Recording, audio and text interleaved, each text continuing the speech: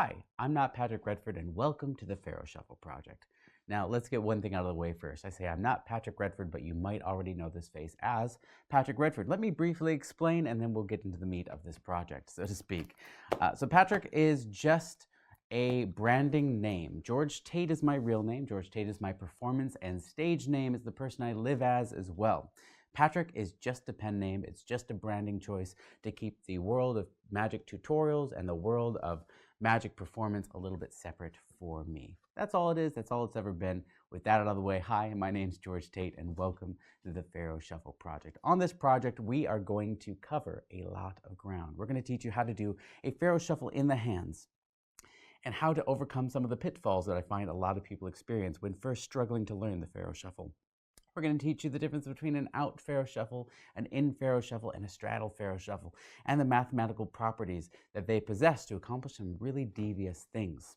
We're going to teach you an on-the-table Pharaoh Shuffle technique as well, and some of these techniques are original to me. Some of them I've appropriated from others, and we will credit where appropriate, of course, because the Pharaoh Shuffle has certainly been around a really long time and has a very interesting historical wave to it as well. We're going to teach you some routines that use stack deck systems, routines that use shuffle deck systems.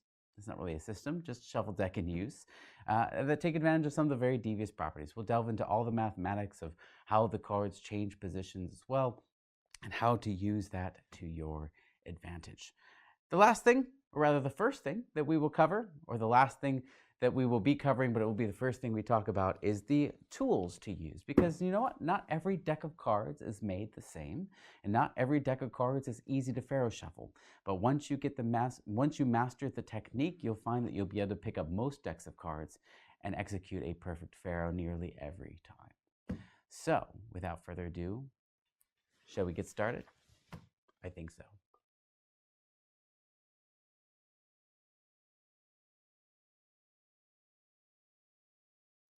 Let's talk the mathematics of the Pharaoh Shuffle. Now, the reason I want to tell you about mathematics before I give you techniques is just so you know what you're getting yourself into and why it's advantageous to learn the Pharaoh Shuffle. There are two types of Pharaoh Shuffles. There's the out Pharaoh Shuffle and the in Pharaoh Shuffle. There's also straddle Pharaoh Shuffles and a few other things. We'll get to those. But the two main that we're going to talk about on this project, the out Shuffle and the in Shuffle. What's the difference between the two? What do they accomplish? Well, an out Pharaoh Shuffle requires the operator to cut perfectly 26 and 26. That in itself might sound really daunting, and give it a perfect weave, which is what I've just done. I'm going to pause here so you can actually see it from the overhead camera. That's the perfect weave.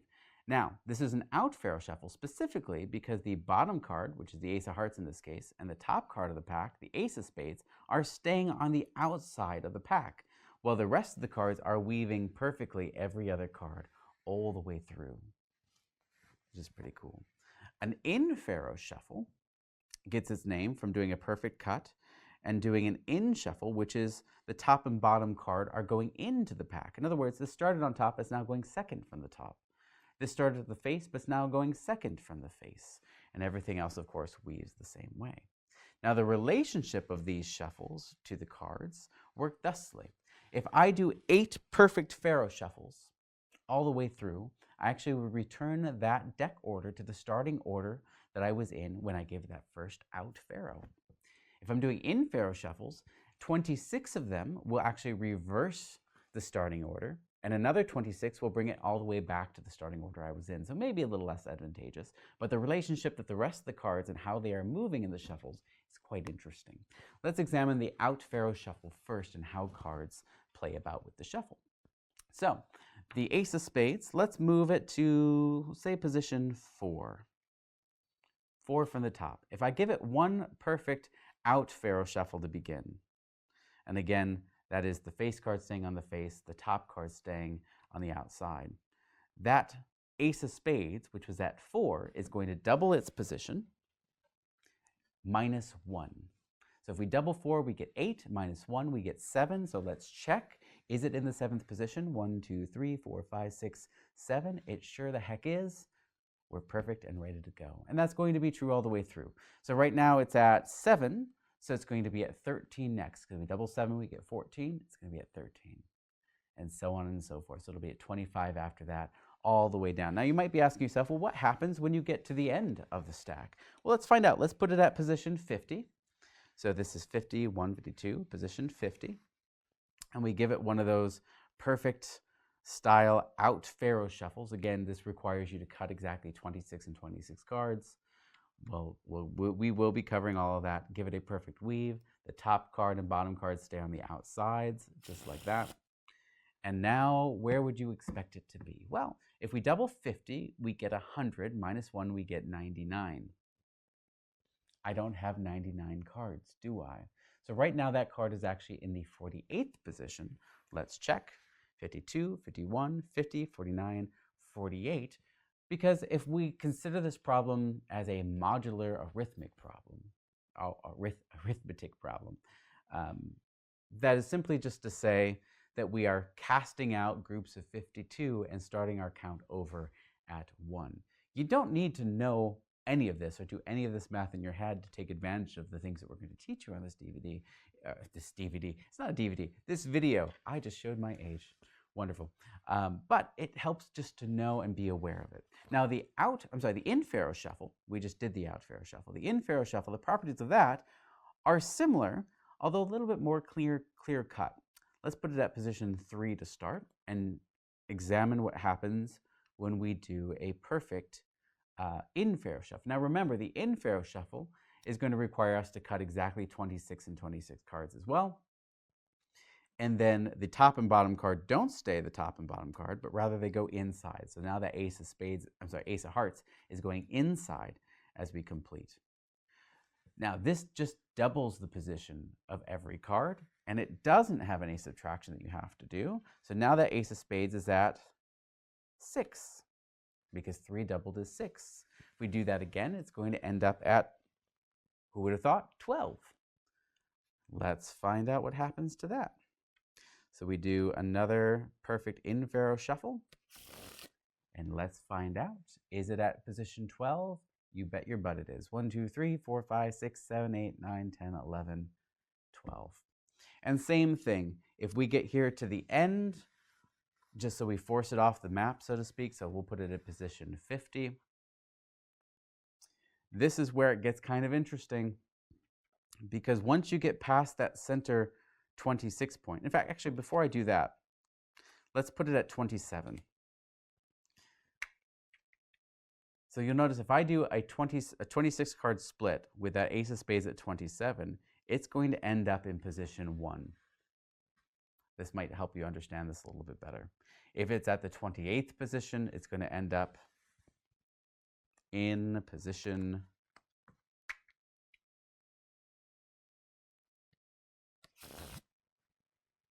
3, and so on and so forth. This is still sort of a doubling procedure, but not really. Not really at the same time. Yes and no, I guess. So it's doubling. We're casting out the 52, and then we are subtracting 1. So every card that is past that central point is not just doubling anymore. So it is simpler for the top 26 cards, and yet so much more complex for everything 27 and higher. But now that you know, so to speak.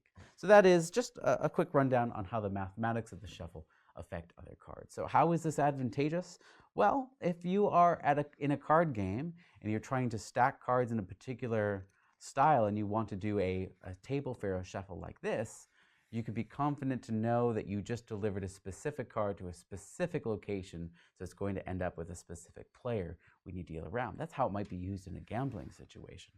For magicians, though, perhaps it's just about getting cards to be grouped with other cards. Perhaps it's about the relationship of how those cards move about, and that we can take advantage of. In fact, you're going to see several routines where we take advantage of those very things later in this project. But first, let's actually talk about how to do the shuffle itself.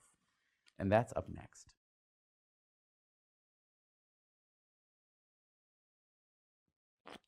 Let's learn the Pharaoh shuffle. It's come time. Yes, it has.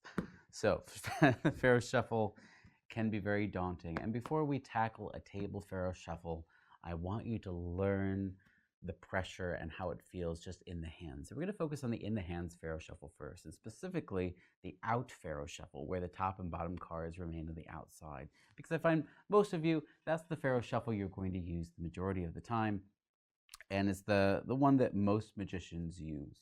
You're going to be able to do it very casually, just like this, where you get it into the position where you have every other card perfectly woven through. And we'll talk about finesses as well. So in addition to just being able to cut that 26th card and push them together, we'll talk about these two finesses where it looks like those cards are just getting jumbled together. Now, when I first saw the Pharaoh shuffle, I thought, man, you never see people shuffle cards like that. It looks too fancy. It looks too flourishy, was the opinion I had of it. And it is flourishy. In fact, when I first started, when I was a teenager and I first started doing Pharaoh shuffles like this, I would always do the in the hands bridge just because it's cool. It has such a satisfying sound. And when I was doing that in my walk around or my walkabout venues that I was working at the time, everybody would go, "Oh man, look at the way he shuffles those cards. He can do anything with those cards," which is a great compliment, but not what I wanted people to think. You know, for me, doing magic, I want people to experience magic, not just go, "Man, he's really good at sleight of hand." And some people want the credit for all the dexterous things that they can accomplish with the deck of cards. That's just not me personally. So in observing the way most lay people shuffle who are not comfortable with the deck of cards, you know, they tend to do something more akin to this. Is just take the cards and jumble them together and shove them together. And that looks like a random shuffle because that is the way a lot of lay people nowadays especially shuffle a pack of cards. Now, this is not original to me, although I came up with it on my own, but I've heard that Charlie Miller also utilized the Pharaoh shuffle this way to simulate that kind of shuffle. Now, the way I Pharaoh shuffle is different than how the books, all the classic texts say to Pharaoh shuffle, and I find it to be a little bit easier. So I'm going to teach you my Pharaoh shuffle technique, and we'll talk about the original classic technique as well, and why I prefer what I do. Before you actually learn how to do this weave, or weaving the cards together, I highly recommend that you first just learn how to cut 26 cards, because you need exactly 26 and 26 to do this weave. To do that, I do recommend taking a deck of cards that is in an order that you know, or at the very least that you know whatever the 26th card is of that pack. And the 26th card of this pack happens to be the King of Clubs. That's the 26th card. So that you can put the deck down, square it up on the table, pick it up, and practice cutting to that 26th card, the King of Clubs, or whatever your card happens to be. Now, you might be saying to yourself, "Well, George, I don't know how to cut to exactly 26 cards." Don't worry, it's easier than you think. So here's what I'd like you to do, is take your pack of cards and stare down the barrel of it or the edge of it, and I want you to mentally divide that in half. Just mentally divide it in half. Now, this is the grip that I suggest you use, and this is your thumb on top, your first finger out front, and the other 3 fingers on the right side of the pack, just like this. You're going to tilt it so it is perpendicular to whatever surface you're working from. If you're standing, it's going to be perpendicular from the floor. And your right hand is going to come over with the pad of the ring and middle finger underneath at the bottom edge and the thumb on top. And you're just going to use your first finger for pressure at the top. That just keeps everything square. And you're going to give it a split. Now, split down here at the index, this lower corner, because you'll be able to look down and be able to see what the index of that card is, and you'll know if you hit it or not. So again, I'm looking for the King of Clubs, and I hit it, right? Put the deck down, square everything up, take your hands off the pack for a second, pick it up, and do it again. This is the exercise that you're going to practice first. Put it down, pick it up. Split it that, ooh, see, I missed that time, but I bet you I'm only 1 off, and I was. Put it down, pick it up. And there are corrections that you can make. So if you happen to cut the wrong amount of cards and you go to shuffle and you find it isn't 26 and 26, but 27 and 25 instead, there are corrections that you can do on the fly and still proceed with the Pharaoh shuffle. We will talk about those, but for now, your job is just practicing that 26 cut. Now, when I first began, I did my 26 cut this way at the top and bottom. And I find that I can hit that a little bit more reliably on the first try to do my splits this way at the 26. But I don't have the advantage of being able to see the index down here in this lower corner like I do when splitting here. So I recommend practicing and learning this way. I just learned that way. In fact, I missed it that time. Because eventually you're going to be doing this on a table, or you're going to maybe want to do it on a table where you're going to be picking up and practicing cutting to that 26 cut every time. But more realistically, it's going to be on the edge and on the side that you're going to want to pick up that 26 and 26 packet before you shuffle them together using a table Pharaoh. At least that's the idea, right? So practice, practice, practice, and then, only then, move on to actually doing a Pharaoh shuffle. Now I'm going to grab a brand new pack of cards for this, just so that we can track the position of everything together. But when you're practicing, again, I suggest just taking a deck of cards in whatever random order it's in, because you're going to know whether or not you've hit the Pharaoh or not every time. But in this case, we're going to demonstrate with a brand new pack and show you how all of this can sort of go through. So because this is a brand new pack of cards, I don't know if this is going to favor the back to face cut or the face to back cut. Most tally-hos I find are cut properly back to face, but again, I don't know how this deck is. The edges of this right outside the box are a little bit rough, so I'm going to clean that up. Now, before I do anything, I'm going to just give it one quick split at 26 and give it a cut and a shuffle. I find that this shuffles just fine, right? My cut card, by the way, was the King of Clubs. Go figure. That's why I was using it in that pack. Never mind. Doesn't matter. And I happen to know what those split points are always going to be because there's only 8 cards to remember. And I'm finding that this particular pack of cards is traveling just fine. And by traveling, I mean it's shuffling just fine, 26 and 26, although the edges are a little rough. So we are going to clean those up. And the way you do that is you grab a table, much like this one.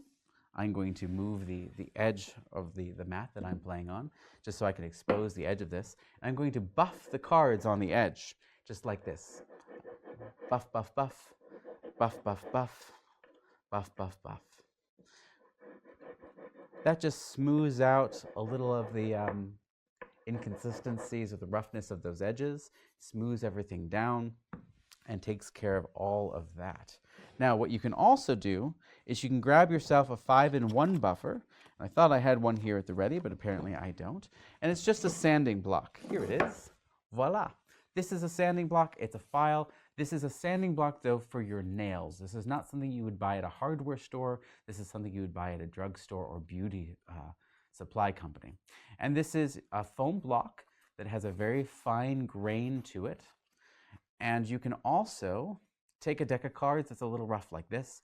You can bevel the edge away from you like that and very gently shape those edges down. If you find that you have a deck of cards that has been cut incorrectly, you can correct the cut with something like this. But all in all, I do highly suggest just grabbing a deck that is right for the job to practice with rather than trying to take the deck that you prefer and make it work. So let's learn this out Pharaoh shuffle, shall we? So first things first, again, you've cut your 26 and 26, so let's do that together. In this case, my cut point is a 9 of spades. And you're going to hold, again, just like you were doing before when we were doing the cut, the left hand grip remains the same. The right hand grip is going to sort of mirror that, although in the opposite direction. So when the first finger of the left hand is at the front corner of this, my right hand is right here at the bottom edge of it, right there. So that I can tap and everything is squaring against this pinky finger. So this grip is really important. You'll notice this first finger is resting on the back of that pack. So when I tap, everything is good. I tap, that squares all the cards in both hands, so you don't have anything going every which way. And I work from this index corner, so the upper left index corner of the cards in the right hand, to the upper top corner of the cards in the left hand. So I'm going index to index, as you can see. The first finger, you'll notice, is going over that edge, like this. And it's creating sort of a shelf that bridges over both halves. And I'm going to start this so that the 9 of spades, the 26th card, the card at that center cut, is starting just underneath the face card of the pack. Now, when you shove, you aren't just going to push together. If you just try to line these up and push, you're going to find that they're going to bind on each other and they're not going to beautifully weave together like that. So I'm not lining them up perfectly, because if I did that, let's see if I can actually do it by accident and try to push, you'll see nothing happens. Nothing is happening except the cards are bowing, right? Instead, you want to line that 9 of spades up just so it's just below, or above in this case, just above that ace of spades. And you're going to very gently start to push those cards in. Now I'm going to remove this thumb so you can see that this grip is not a tight grip. And just by lightly pushing and then running these cards down, it's almost a twisting action with the right hand, a subtle twisting. You'll see that those cards just melt and weave in almost automatically. The lighter touch that you have, the better. Now again, you'll see, we're just running that down and twisting it in. And it's creating that perfect weave. Let me show you. All the way through, perfect. Now you're going to sometimes, when you begin this, you'll find that your cut might be off, or you'll find that when you weave, you might miss 1 or 2 cards. And the reason you miss 1 or 2 cards is because your twist, you apply a little bit of extra pressure on there when you shouldn't have, and that affects the weave and will cause certain cards to hop over. So one more time, goes right in. Now most magic books on the Pharaoh Shuffle and other video tutorials teach you this way, where you, instead of going index corner to index corner, you tap and you go here. Now I think this does look like a very controlled sort of cut. I find this is really difficult for me. It's not impossible, but I find that to be slightly harder. In fact, I missed the first couple because I am honestly not used to doing a Pharaoh Shuffle that way in the hands. But all in all, that's not bad. But you have no protection of that shelf, and that shelf really does help make everything sing like this, right? Just like that. It goes all the way in. And everything is copacetic. So you're going to practice that, practice that, practice that.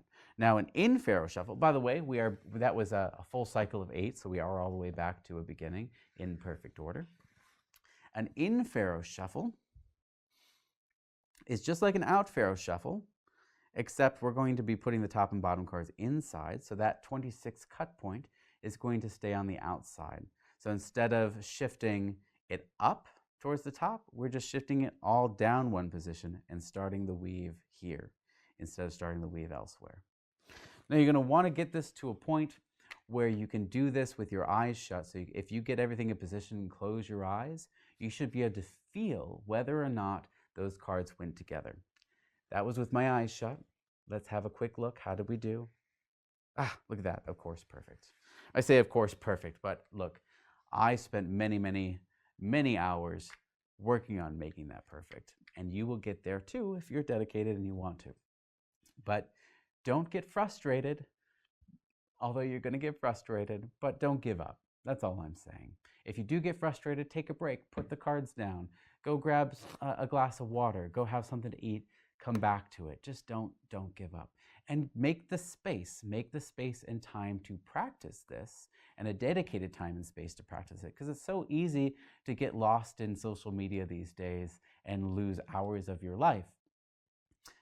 But if you set the dedicated space and time to work on anything, you will always have that space and time, and that dedication to work and that scheduling will help keep everything on track. And sooner or later, you're going to get there.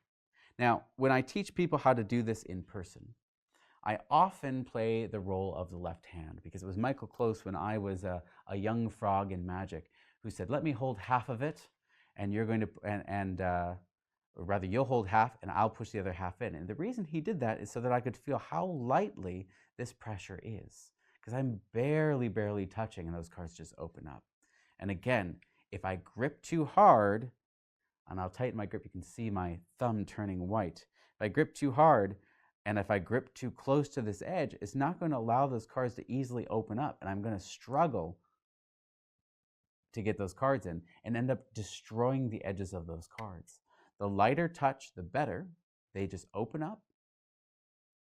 Your cards are going to remain more durable over time. They will last longer as well. And you're going to have a much easier time with that Pharaoh Shuffle. Now, if you are doing this with a new deck order, the 8 cut points to remember starts with the King of Clubs, then the Ace of Diamonds. In fact, I should explain what the pattern looks like here as well. Because there's up to a certain point, you're always cutting between like values. So even if you don't memorize them, you'll be able to spot it immediately. So the first one was the King of Clubs. The second cut point is the Ace of Diamonds. You'll notice like an ace and an ace. So I'm always going to be cutting between those two aces. Right? Likewise, in the next go around when I cut, if we look at that center point, I should show you, there's sevens. Right? I have all the sevens together and I'm cutting in between that 7 group. So this is the 7 of clubs here. So I missed it by 1 and I just corrected. And when I say I corrected the cut, let me show you what I did. Is I missed, let me miss on purpose, and I see the 7 of hearts, I know I got to go 1 more, so I pick up and I've got the 7 of clubs. But even if I don't know what the cards are, I am used to being able to see how many cards I have here. Now we're going into the 4s. And again, it's just like the 7s, except I'm cutting to the red 4 of diamonds instead of a 4 of club, instead of the club, which was the case of the 7s. So I'm going for the 4 of diamonds, shuffle. Now this is where it gets interesting because I'm no longer cutting to a back-to-back sort of, well, I will, but after this point, I won't be cutting to a back-to-back like value. So this is the 9s. But now I'm going to be cutting spades for the rest of the time because we're within the last few shuffles. So it's going to go 9 of spades, 5 of spades, 3 of spades, 2 of spades. And when I go to the 5 of spades, you'll notice, well, I do have a 5 of hearts there. What I don't have is the grouping. I don't have 4 of a kinds here in the middle anymore. So there's my 5 of spades. The next is going to be a 3 of spades. Let's have a look. Do I have a 3 of spades? Of course, I've got the other red 3 there because I'm going top and bottom with my hearts and my spades. And then finally, a 2 of spades. Voila. And we're back in order.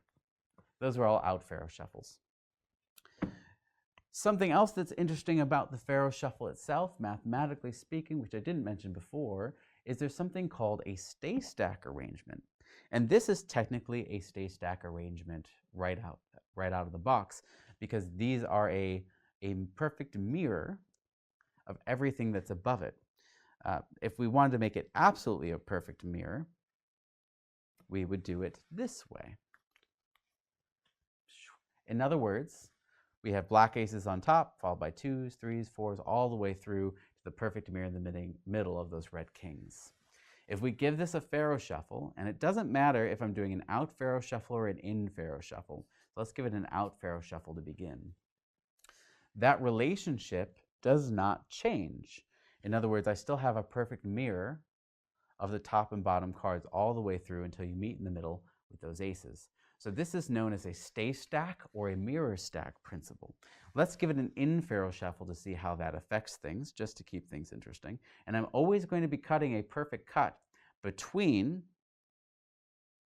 like values. So there were aces in that case, and now we have red aces here. But let's check, do we still have that same relationship? Red aces, black kings, red kings, red 2s, black queens, and so on, all the way into the middle where we have our 7s and so on. And this will always remain true. So you could have a legitimately or somewhat legitimately shuffled pack of cards that is maintaining a relationship just because of the way the Pharaoh shuffle works. And that can be done with almost any stack. So if you are a Redford stack user, you can easily stay stack or mirror stack that with a quick overhand shuffle. And no, you're not just running 26 cards. It's a little bit faster and more devious than that. If you are a mnemonica user or the Tamarisk stack user, that also has some stay stack capabilities built in as well, but it's a little bit trickier to get to that stay stack arrangement.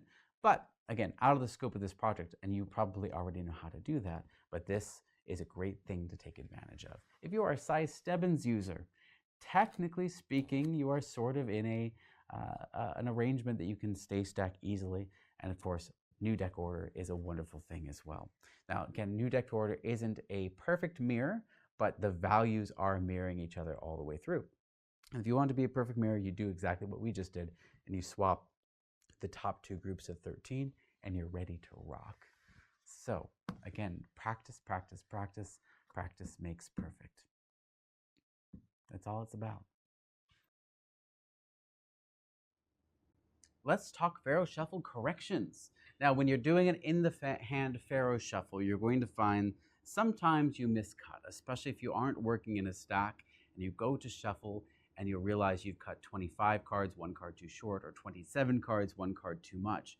And instead of stripping them out, coming back and correcting one card or the other, which is honestly what I do a lot of the time, because audiences, if you're real casual about it, don't notice that sort of thing.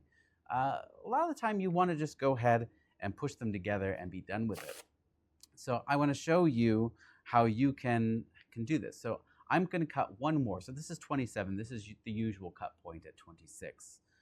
How do I handle this? Well, I'm going to shuffle just like I would normally, being sure that my out Pharaoh shuffle stays true with the Ace of Hearts on top, the Ace of Spades on bottom. But that's going to put extra cards in I'm sorry, I misspoke totally.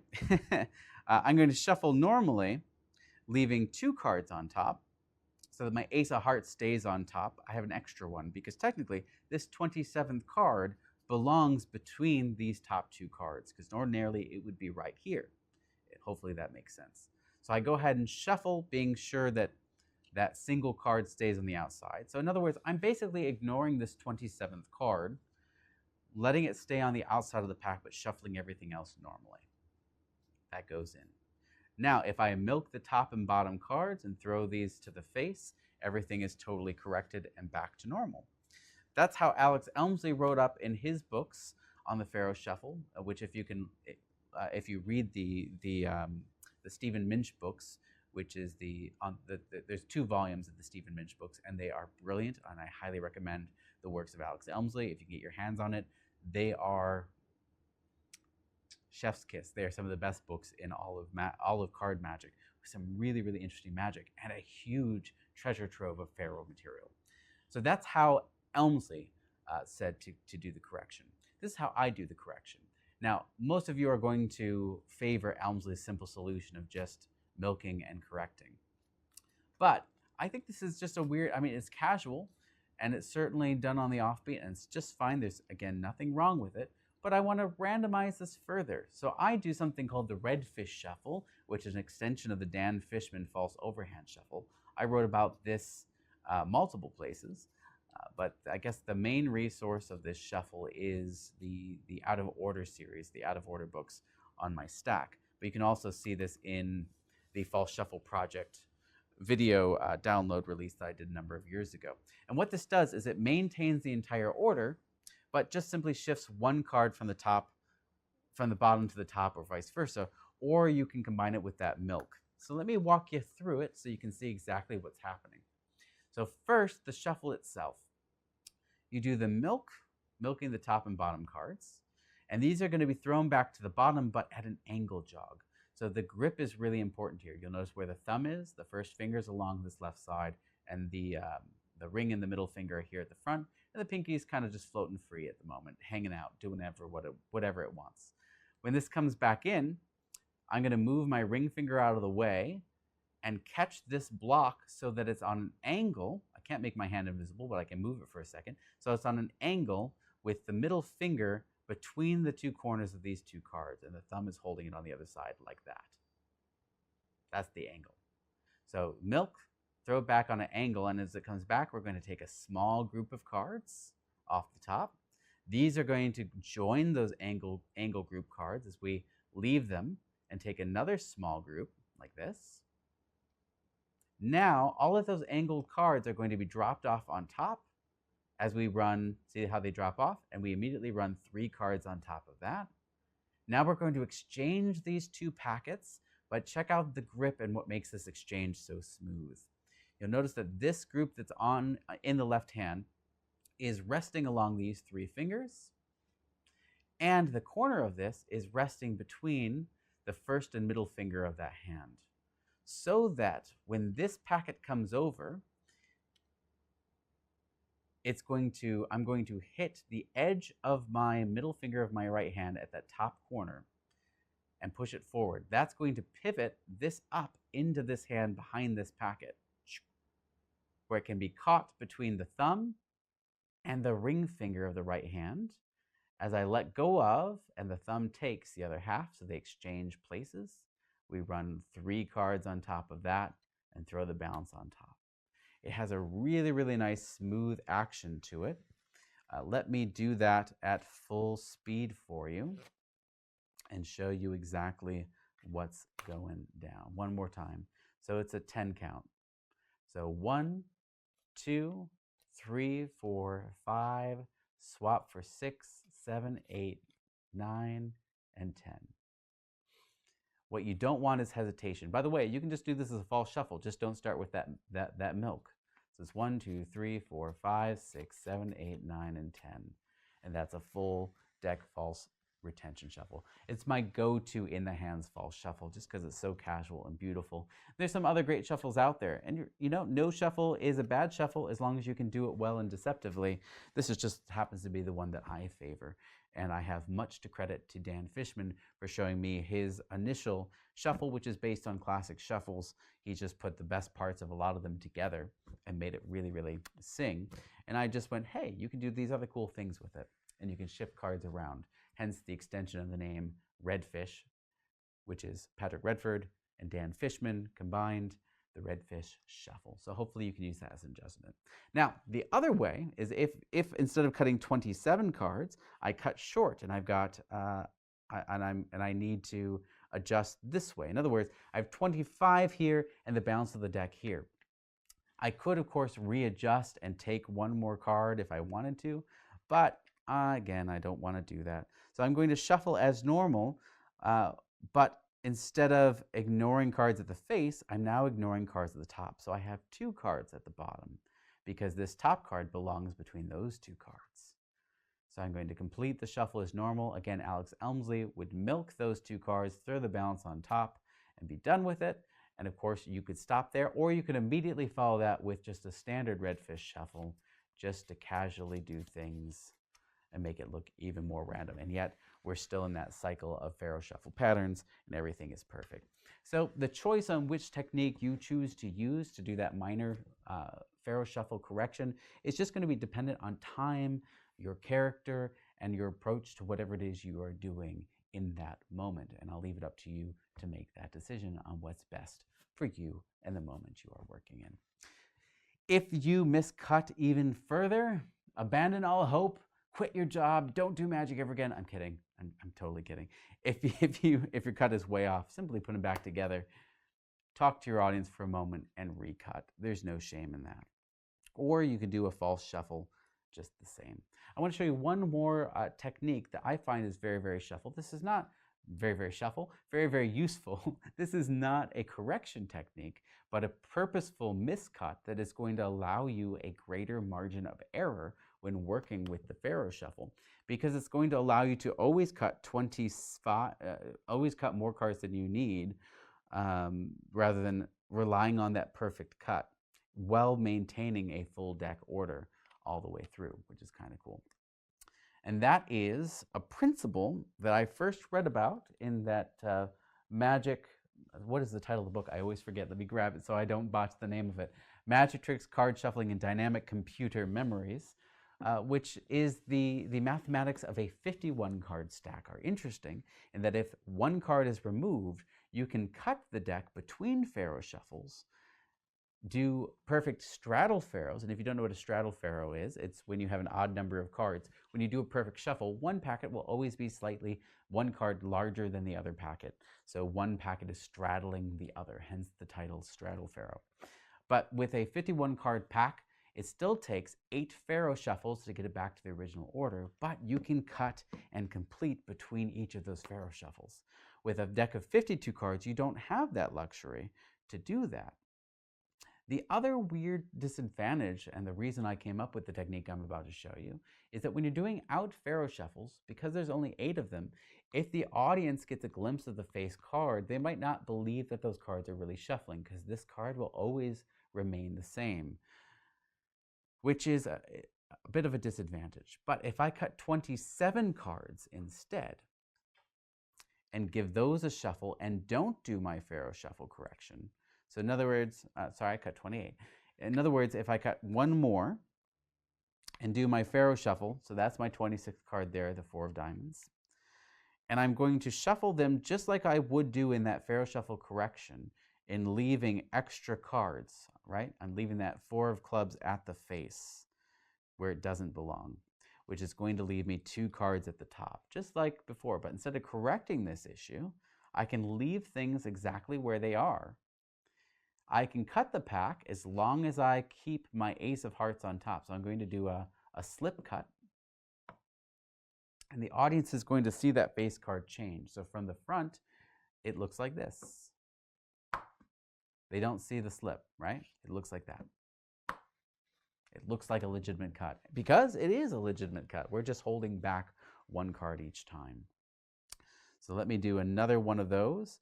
And what's nice about this is I can do a 26 card cut if I want to, and I can still, 26 and 26 card pharaoh, and still do my cut without any kind of penalty for the shuffle. Or I can do that 27 card shuffle,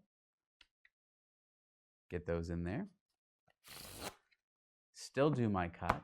It's just very, very casual. This is going to throw off so many people when you're first learning, or even when you're not first learning. But anybody who's familiar with the pharaoh shuffle, who hasn't either read this technique of mine in my books or watched this video that you're watching now, this throws them off because they're not going to think that you're maintaining a whole stack when in fact you are. Now I'm just, what am I, like 2 shuffles away, 1 shuffle away?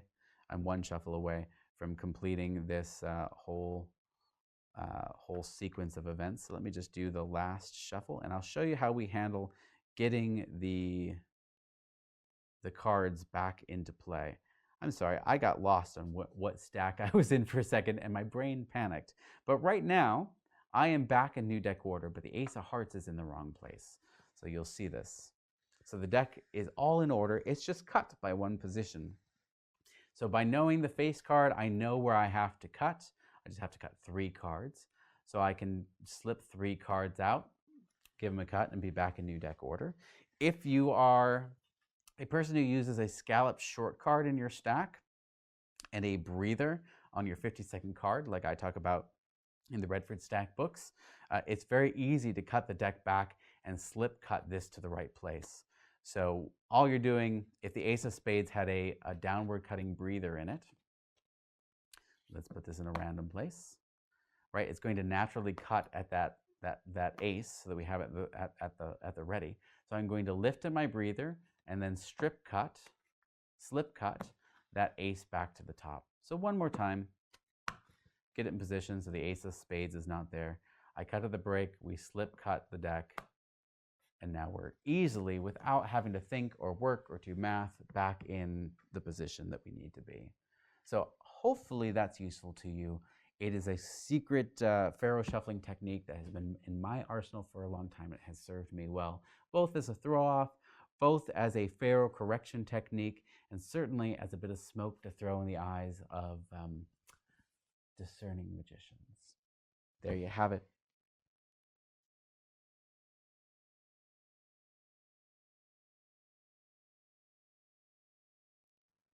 The pharaoh shuffle can be used to stack a deck of cards right underneath your audience's nose, using my Pharaoh correction technique, you can actually take any predetermined stack or any memorized stack or any prearranged order like Stebbins or 8 Kings and mine those Pharaoh sequences, those 8 Pharaoh shuffle, those 8 out Pharaohs, which you consider an 8 node sequence, and look for, as you shuffle, different patterns that you want to use in different routines.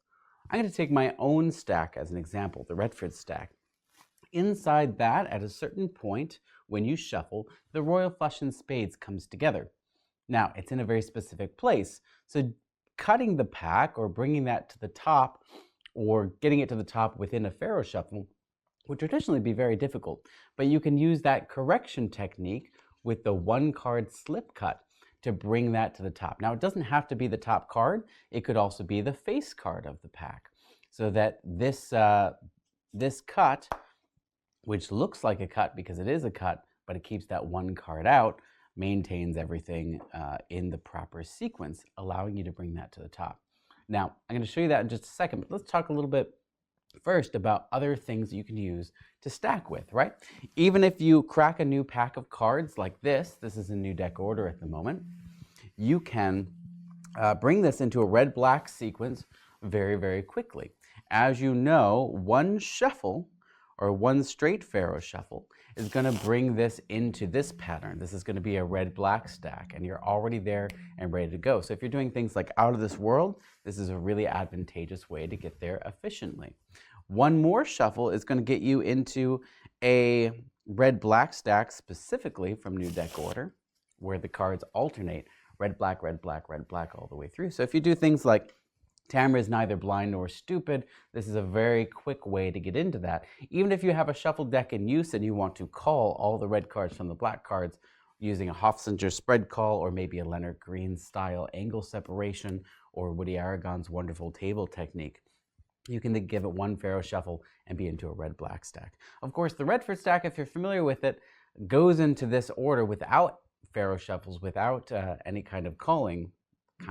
You have to move 3 cards, and whether you do that with calling or not is totally up to you, and you're into a red-black stack much like this one, which is pretty rad. But the power of being able to do things like this quickly while an audience is watching you is a really, really powerful technique. Also, if you need cards in specific locations, you can explore the mathematics of your Pharaoh shuffle to get them there. So let's say you need a key card at the 26th position in your pack. All I have to do is go ahead and note the 13th card of my stack or whatever or shuffle arrangement that I have, give it 1 out Pharaoh shuffle, an in Pharaoh shuffle instead of an out Pharaoh shuffle, and it's going to send that to the 26th position, ready for whatever routine I am doing that requires me to know that particular card. So it's a really great way, instead of having to count all the way down to the 26th card and look, or doing what we call a Pharaoh check, which is also a great way to peek the 26th card, but there's no reason to do a Pharaoh check. It always looks funny. What I mean by a Pharaoh check is when you take the deck and you do your 26 card split and you hold them next to each other just to check to make sure that is 26 and 26, and then you put them back. That's a Pharaoh check. There's no motivation for that usually. Now, in fast company, right, you might not get away with this, but in most company, you will. So it's totally up to you. Now, to use the Pharaoh to get a card into a specific position, like the 26th card, I'm just going to use the simple mathematics of the in Pharaoh. So I'm going to do an Elmsley 3223 count, which is a secret spread count that allows me to count cards very, very quickly and efficiently without looking like I'm counting. I just counted 13 cards, so that's the 13th card of my stack. How do we do it? Well, my brain knows what 3 cards looks like. It also knows what 2 cards looks like. So if I push over a set of 3, another set of 2, another set of 2, another set of 3, I know that's 10 cards. So I go 3, 2, 2, 3. It looks very casual, very quick, and another 3 for 13. I just casually look at this card, give the whole thing an out Pharaoh shuffle. So split it 26, give it an out Pharaoh like that. I'm not going to push these through right now because I want to maintain my order. But if we now were to count down to the middle card, wherever the 26th card is, that's going to be the card I just looked at, which is pretty cool. So easy way to do that. But let's go back to the Pharaoh the holding one card out technique, which is my throw off Pharaoh shuffle. My 51 card as 52 card as 51 card shuffle. So this is a normal 26 count. I'm going to just do a couple of these just to get the deck in a position where we are pretty close to getting this back in order again, right? So let me cut and shuffle just a couple more times. Now, if I shuffle off at this point, right, if I cut the one more, I'm now floating my top card. But I don't have to always float the top card. I can float the face card as well, as long as I'm consistent within whatever strand I'm playing in. I need to float the same card each time. So I can do a halo cut, which is a Harry Lorraine technique, which is just to slip cut the bottom card of the face card. It looks like that. It looks like a normal cut, but my face card stays there while the rest of the pack has been cut. We'll do it one more time just so you can see what I mean. Right? Now I can go ahead and do that same shuffle technique, but if I cut shy, I'm now using this ace of spades as my floater. If I cut too many, like this, I now have to do Pharaoh shuffle correction techniques to keep everything in place. So now I have one too many, and this card actually belongs between those two cards. So by combining the Elmsley correction and my shuffle technique, you can get the deck into any cut position as well and still have that wonderful buffer. So when I say any cut position, sometimes when you're shuffling, you want groups of cards to come to the top. So in this case, this is all still maintaining that 8 Pharaoh shuffle, out Pharaoh shuffle sequence. It's going to go back to new deck order. But if I want a clump of clubs at the top of the deck instead of the hearts while maintaining my order, and I want to make that decision now, I can certainly do so. So I'm going to get a break right here above the ace of clubs, because that's what I want to, where I want it to cut. I'm going to do a halo cut at that point to keep the ace at the face while cutting that ace of clubs to the top.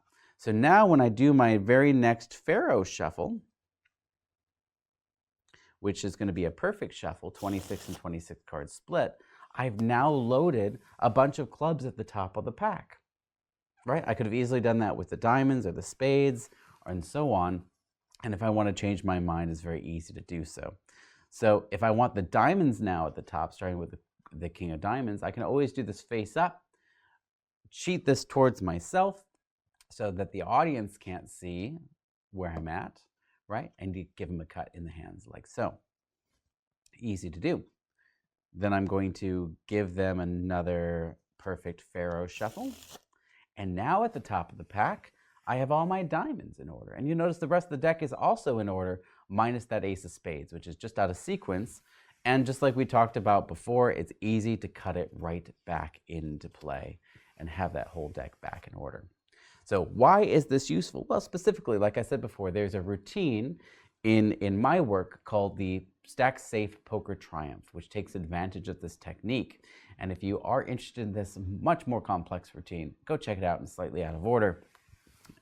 It really takes advantage of this principle to the fullest. But you can mine your stack, your Aronson stack, your Tamariz stack, for similar patterns that you can play around with and get those things in place. Before I move on from this, I want to just go over the halo cut in detail, because the halo cut looks like it's pretty easy, but it's a little nuanced to keep that face card, slip card in place. So what some people do, and they're doing it wrong when they do this, is they'll get a break underneath the bottom card with a pinky pull down or a buckle, and then they will hold that card in mechanics grip and then just go ahead and slip, rather swing cut on top of it and complete the cut. Well, that certainly works. Harry Lorraine would throw a fit if he knew you were doing it that way. The halo cut requires no get ready and just uses the friction or the grippiness of your palm to keep that card in place. So you start your swing cut and then you use the friction of the hand to allow that card to slide out and perform the cut this way. So that's it. That's all it takes. It just depends what you are most comfortable with, but if you're calling it a halo cut, at least do the halo cut and get everything in the right position. So, food for thought on stacking with the Pharaoh Shuffle.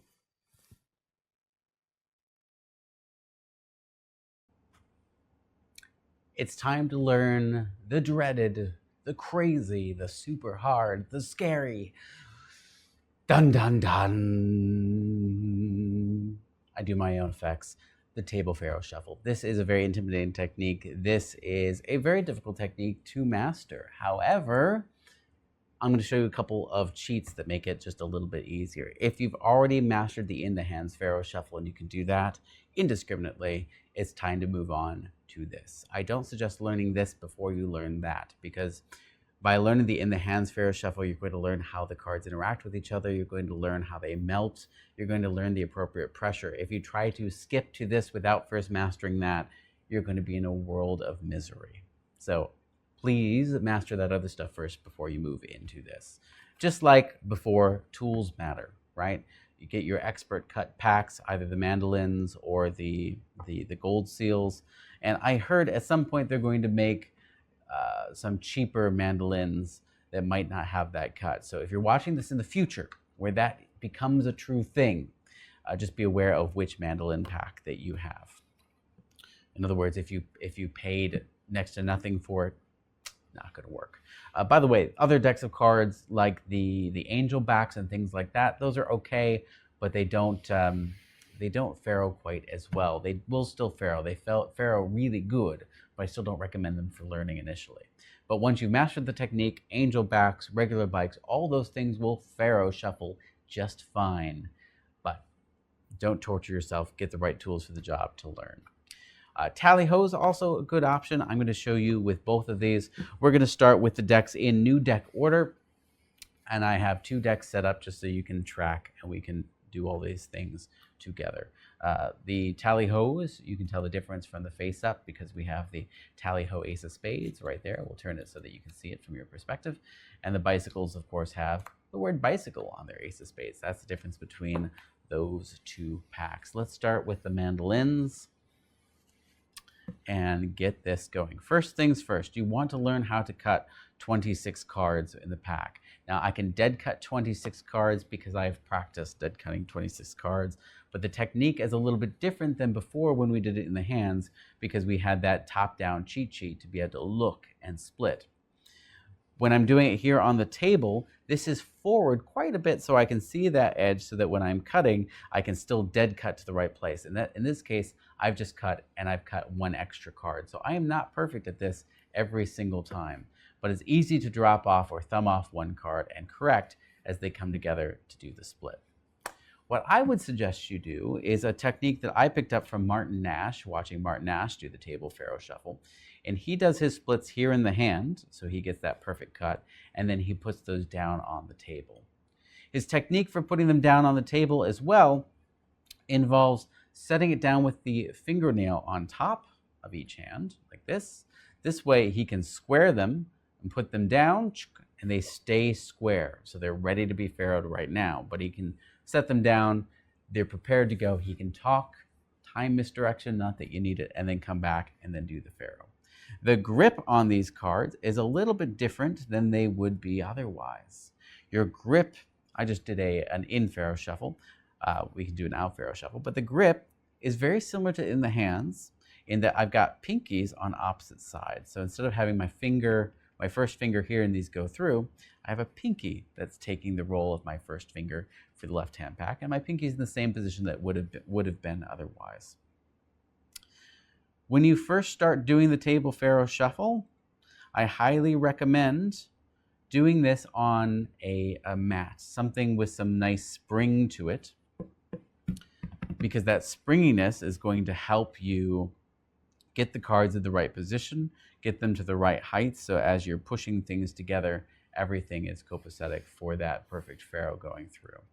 You're also going to find, that wasn't a perfect Pharaoh, but it was very close, that in doing this, the hardest part isn't going to be weaving those center cards, because if you're proficient with the Pharaoh Shuffle, that part's going to happen naturally. It's going to be in the very beginning where you're going to miss a couple cards, which is going to throw everything off at the top and the bottom. So let's get that back together. I'm going to show you a cheat that's going to help make that easier. In the hands, we have that advantage of being able to split and see exactly what's going on. We have a lower visibility here on the table for everything that's going in. And again, a table Pharaoh shuffle, generally speaking, the most advantageous of the Pharaoh shuffles is going to be those out Pharaoh shuffles. But to get this perfect Pharaoh shuffle all the way through, top to bottom, you have to start it correctly. So how do we start it correctly? Well, I'm going to show you. Let me actually just finish this shuffle. And our second cut card, again, we're going to look for that ace, get it over here. The hardest part is starting. The technique, though, is the same, except I'm doing these opposite corners. The technique is this. I'm butting them together, lifting them up at the back, but they're pivoting. And notice that the front edge is staying on the table, so I can see that back edge. And I am sliding them together still. It should look like, from that front angle, it should still look like I'm riffle shuffling them together. And I am riffling these cards, but I am riffling them in such a way that I'm riffling them after they have woven. If this makes sense. Push those together. I'm trying to do these nice and slow so you can follow the technique, right? Nice and slow. So together, I've got my corners. You'll notice that those front corners are just a little bit pulled. I'm going to bring them up. I'm doing that forward drag. And as they weave, I just did an out Pharaoh shuffle. An in Pharaoh shuffle. As they weave, they're rolling off my fingers, and you get that riffle. So I'm just letting them fall off my thumbs as they coalesce together. We'll do it again. Now, like I said, you're going to have the most trouble starting it to make sure that you are doing an out Pharaoh shuffle and not an in Pharaoh shuffle. But you can become very fast at these shuffles to get everything all the way through, to get that shuffle going. I'm only 4 shuffles away from being back. So let me slow it down. Let me also show you a cheat sheet that allows you to get that going. And this is not something I recommend you stick to, but it's a nice learning technique to getting that table Pharaoh shuffle down until you get it proficient. And that is a shelf.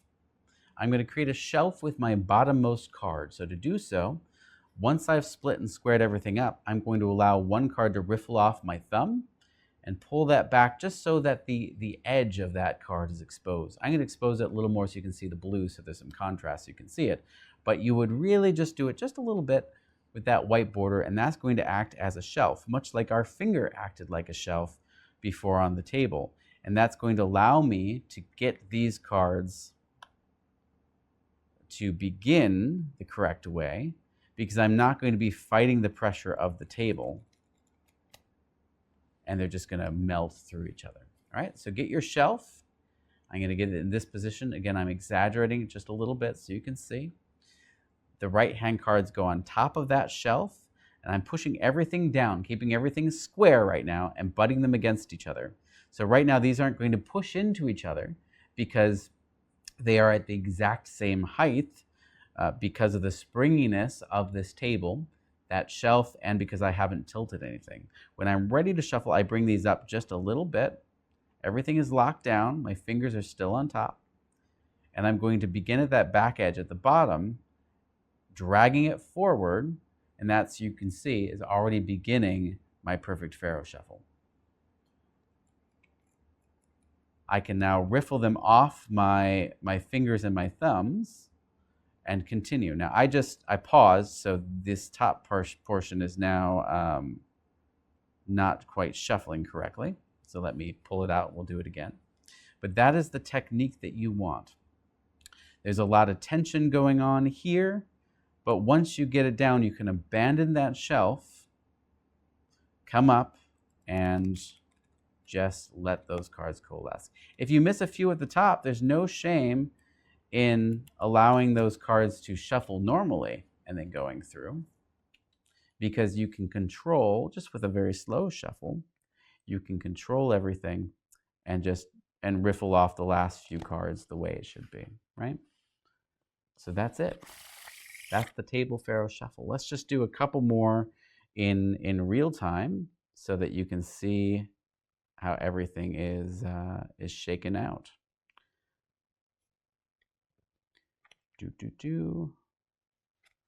So that's how we would do that. 3, one more. So you notice my shuffles this way are a little bit faster than they would be otherwise, right? But still, you get the idea.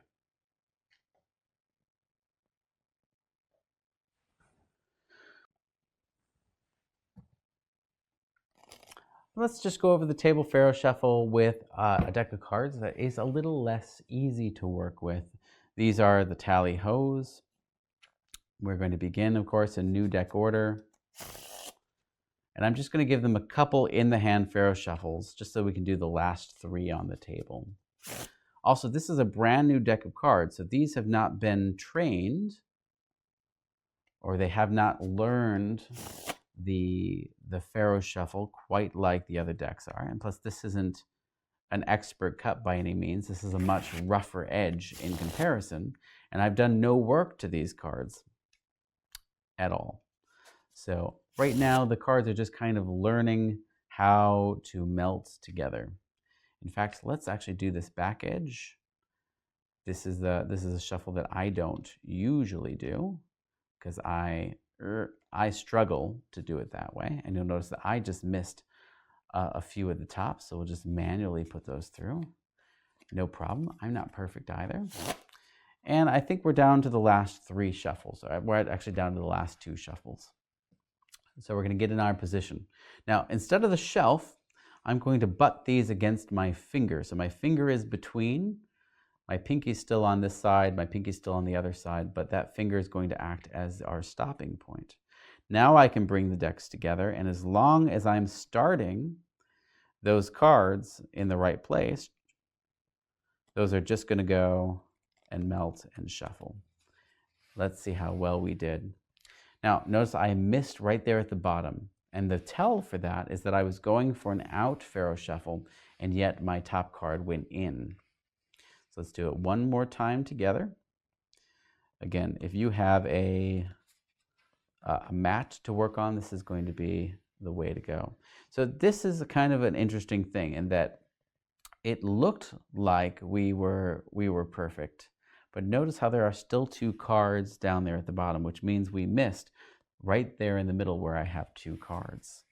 Now there's no way to know that, because I'm not looking at the side of the pack to know where I missed. So there's also no way to correct that even if I did see it. But I do know that at the very beginning, I missed a few cards, but I'm going to continue. Now, just like before where we did the false shuffle in the hands, we can do a false shuffle on the table and just cut, complete, and do another shuffle. I never want to get to this point where I'm doing a Pharaoh shuffle, and if I miss, I'm just trying to miss on purpose now, stop and pull out and do it again. I want it to look like I'm shuffling, because this should look like I'm shuffling the cards, even though we are trying to do a controlled shuffle. This push-through shuffle, very easy to learn, but ideally you want to just go ahead and do that until you get the shuffle. Ideally, though, if you do miss, oops, let's see, you cut the wrong card, or it doesn't matter. Ideally, if you do miss, you're going to just do a push-through false shuffle. So let's cover the push-through false shuffle. So you've riffled. Our top card is going to stay on top in this case, or end on top. But when I push these together, I'm going to push them together so they're going back towards each other. So the right packet is going to angle down to the left, and the left packet angles down to the right. You'll notice as I do that, the inner corners create a upside down V shape, or a little pyramid shape towards me. That's going to be a key position that I'm going to take advantage of. I push. Notice how that my thumbs are blocked, and I'm gripping everything between my middle finger and thumb like this.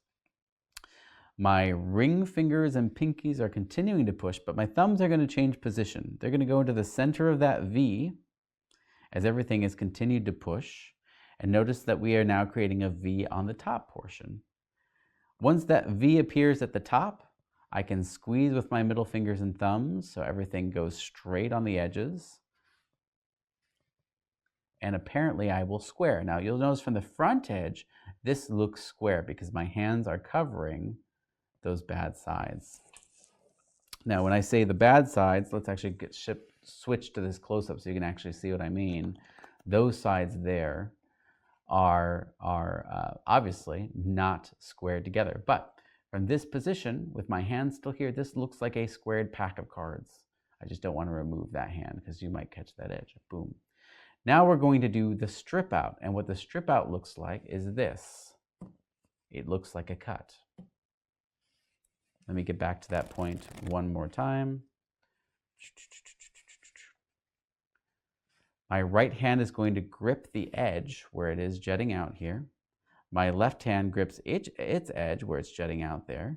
And it's a very light pull. Just like before, if I push down, these bind. I won't be able to pull them apart. So my grip is tight on the edges. It's not tight with pressure on going up, down, or from the top to the bottom. These are just stripped out and placed on the table. Now, ideally, I want to end with my ace on top. And it's going to depend how your Pharaoh shuffle pans out, or how bad your shuffle is, on whether or not that is on top, starting on the left, or it gets buried. If it ends on top from your right hand packet, everything's golden, everything is in the position it needs to be in. However, if it gets buried, and I need to do that same push through action, we're still okay. And everything's good. If for some reason you're cutting and we're going this direction though, and it ends up on top, and we do our push through, now there's a problem. Now it's in the wrong position for our strip out.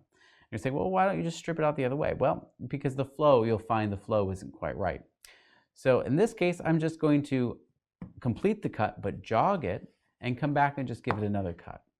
If you are proficient with the Charlie Miller table pass, you can do that. However, the only problem with the Charlie Miller table pass is that it does reverse cards. And if you're working with any kind of one-way backs, you might not want that to happen. Top Pro secret, we are currently working with some lovely tally-ho secret back designs at the moment. Anyway, so that is all you have to do to correct your table Pharaoh shuffle. Practice, practice, repeat, and remember, don't let them see you sweat.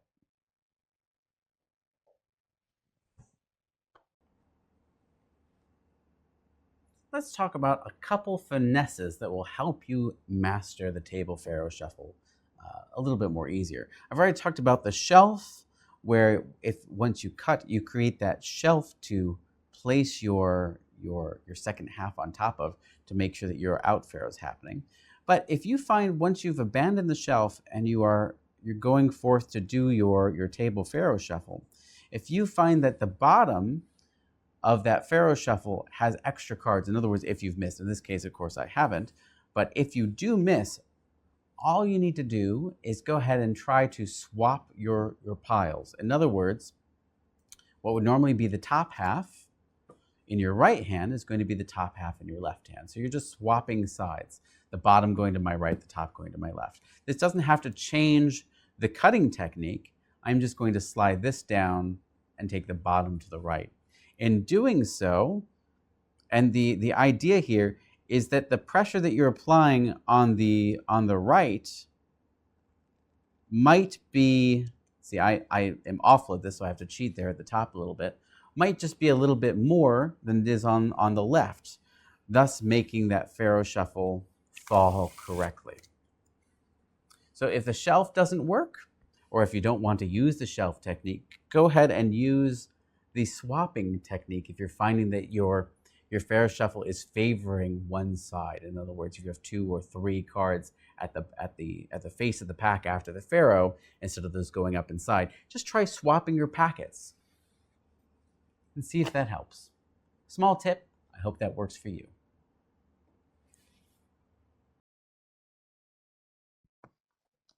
The Pharaoh shuffle is really useful for stacking cards into specific locations during, well, a gambling demonstration. I say gambling demonstration because you don't really want to do this in an actual game. You wouldn't want to cheat your friends, would you? No, of course not. So let's say I wanted to stack the 4 aces into positions so that they will come to me in a 4-handed game of poker. Well, this is really, really simple to do if you're proficient with the Pharaoh shuffle. Of course, you need to get control of a 4 of a kind, let's say the 4 aces. I'm going to stick those on top.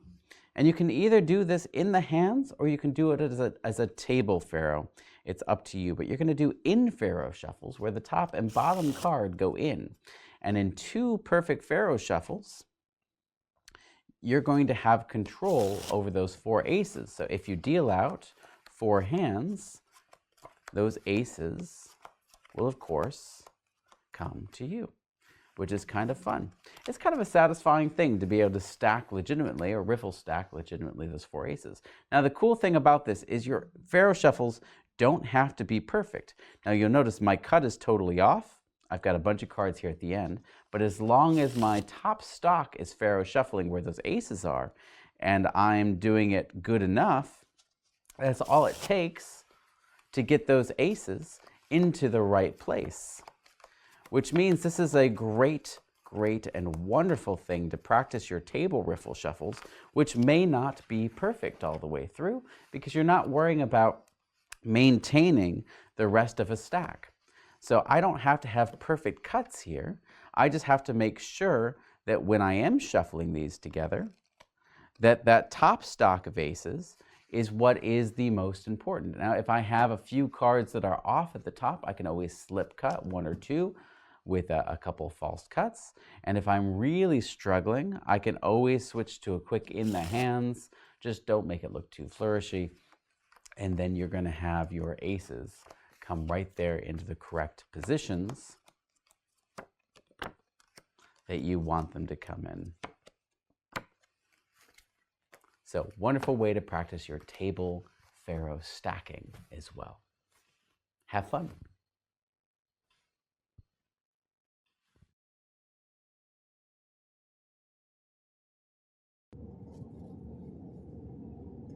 The Pharaoh shuffle and the flourish. There are so many different flourishes that you can accomplish by way of the Pharaoh shuffle. Now, this little section of this video is by no means meant to be an entire catalog of every single type of flourish that you can do with the Pharaoh shuffle for a couple reasons. One, some of these flourishes are newer and they are not mine to teach. Some of those flourishes are, of course, a little bit more difficult and not within my skill set. And I am not a flourish person. My goal always with all of my personal magic is to make the magic I'm doing look as natural as possible and not as showy offy as some flourishes might suggest or might communicate. This is the most type of flourishes that I do right there. Now, that being said, there are some multiple Pharaoh flourishes that are really fun. This is one of my favorites. This one I picked up from my friend Dan Fishman, which is a multiple Pharaoh shuffle cascade. So you get a couple different waterfalls out of it. So this main waterfall, where you get that nice, lovely sound, which we talked about a little bit before, can either be bridged downward or upward. Let's show you the downward. So the downward, you do your Pharaoh shuffle, and this doesn't have to be absolutely perfect, but close. And you're going to hold the Pharaoh together packet so that your 3 fingers are on one side, your thumb the opposite side, and look at how far these are pushed in. They're not pushed in half the length, they're pushed in about 1/4 of the way. My first finger of the left hand curls underneath with the knuckle on the back. Now, because of my hand size, this might be a slightly different position than yours. So, but find the right way that works for you. My right hand comes over the top and it's going to squeeze. Now, right now, I have a bit of a death grip on this with my left hand, and my left hand first finger is also pushing up against those cards, like this. When I'm ready, when I got a good solid grip around it, my fingers and my thumb can let go with my left hand, but I'm going to keep that pressure right here in the center. When I release that pressure and my hand's going to stay here so they don't just jump and spring all over the table, that cascade happens. Now you can also do this and let go, but you want to make sure that you have a good grip on those cards or the cards might spring out like that. So here's my suggestion for hanging on to everything is let gravity help by turning the packet face up in your hand so that those cards don't have the opportunity to spring off to one side. That's the cascade. Now you can also do this cascading type of waterfall instead of down with a downward pressure. You can grab and pull up. Now in this case, my first finger can't be here, but these three fingers have curled around and taken its place. My first finger can take that place, and my first finger of the left hand takes over the top so they don't spring off and they come around. This is a nice little flourish action that we can do,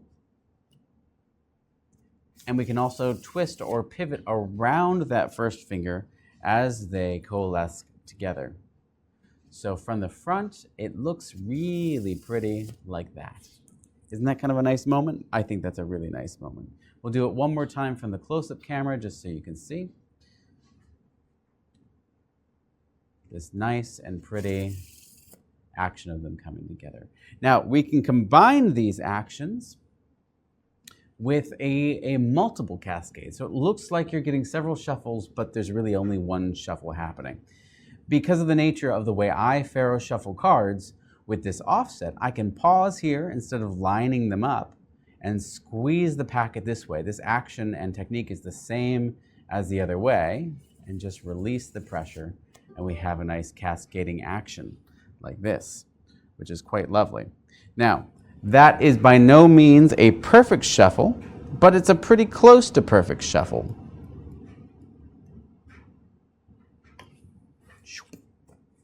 Now, how do we get multiple out of that? Well, this is the first, of course. The second, we're going to get by pushing these together, but at an angle. So I can either lift them up and let them coalesce, but look how they coalesce. They coalesce at an angle. What's going to be slightly easier is that downward pressure at an angle. So I'm tilting the packets. They're pivoting here on the thumb. This is acting as my pivot point. I squeeze. My pinky, however, is going to be catching, this is hard to do in slow motion, but it's going to be catching here. So my pinky is here, and everything else is squeezing everything shut. So that I'm going to get a nice, still cascade sound as everything riffles together, right? Let me get back into that position. It's hard to do this again in slow motion, so you get that nice sound. But they are offset. They aren't completely square. They're still crossing. Now what's going to happen is I'm going to keep a finger, either the pinky or the ring finger, in that notch so that I can now pivot with my thumb this back packet, stripping it out to the side. So they are in this position.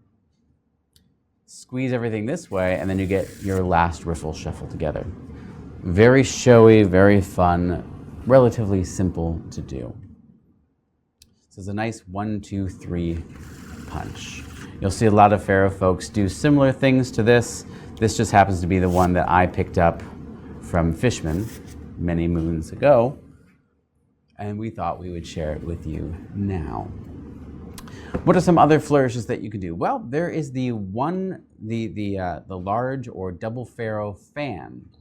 This is a particularly pretty thing. I first learned this from the Encyclopedia of Flourishes, or Card Flourishes.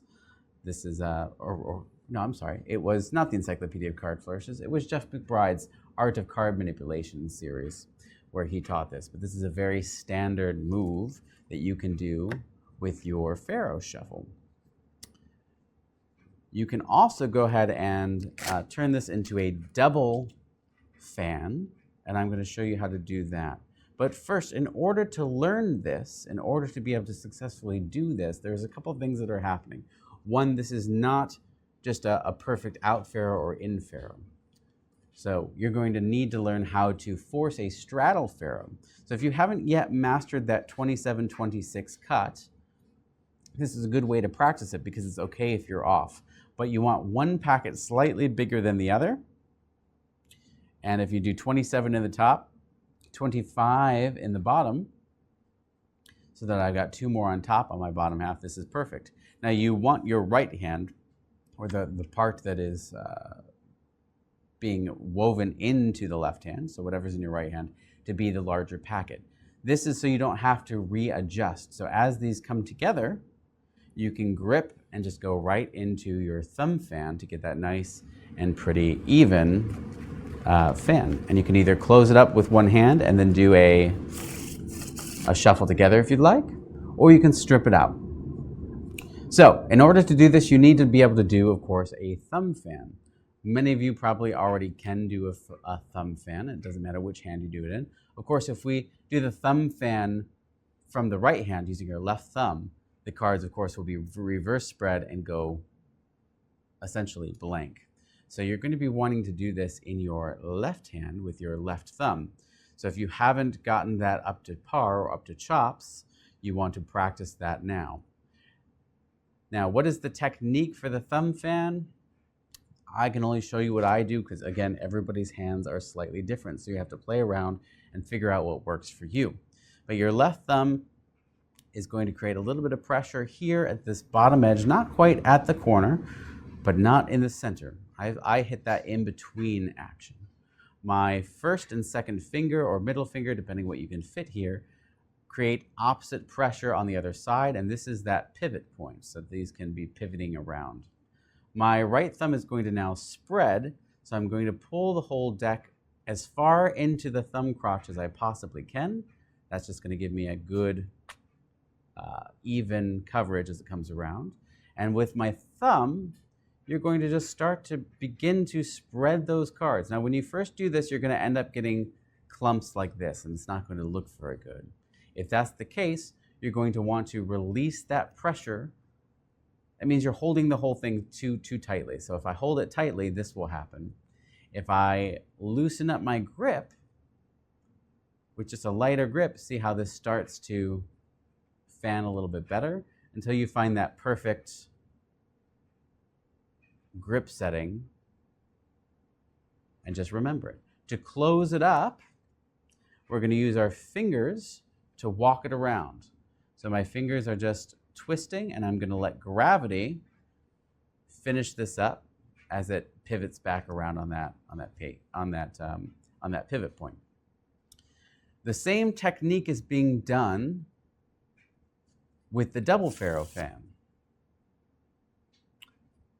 except much larger. Now, it's important when you do this that the cards are not pushed very far together.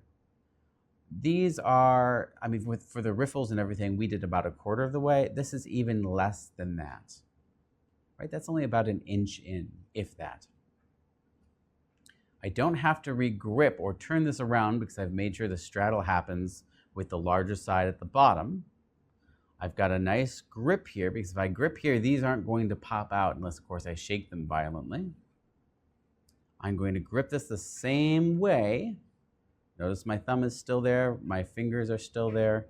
My left thumb is going to be spreading, but only where those cards are interlaced. So only at that darker spot, right? This is going to allow that fan to spread and look even.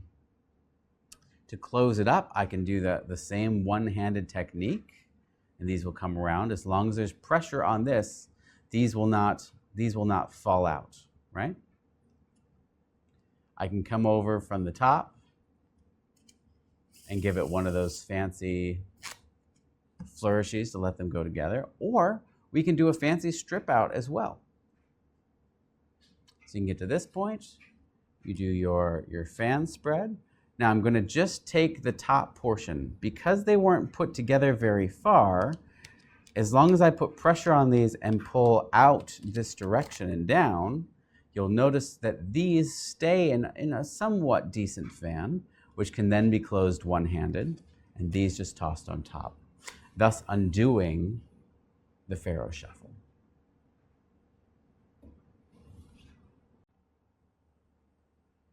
The spring flower Pharaoh flourish. Now this is something that does destroy your cards just a little bit, because you're going to put some major work in there. But it's very pretty. So if you don't mind destroying your cards a little bit, now you can bend them back, but they're never quite going to be the same. But you're going to start by cutting about half. Let's actually get these back where I haven't ruined the cards. You're going to cut about half. It doesn't have to be perfect, but in this case, it is, because why not be perfect if you can be? You're going to bend them opposite directions. And you're going to give them a good bend like that.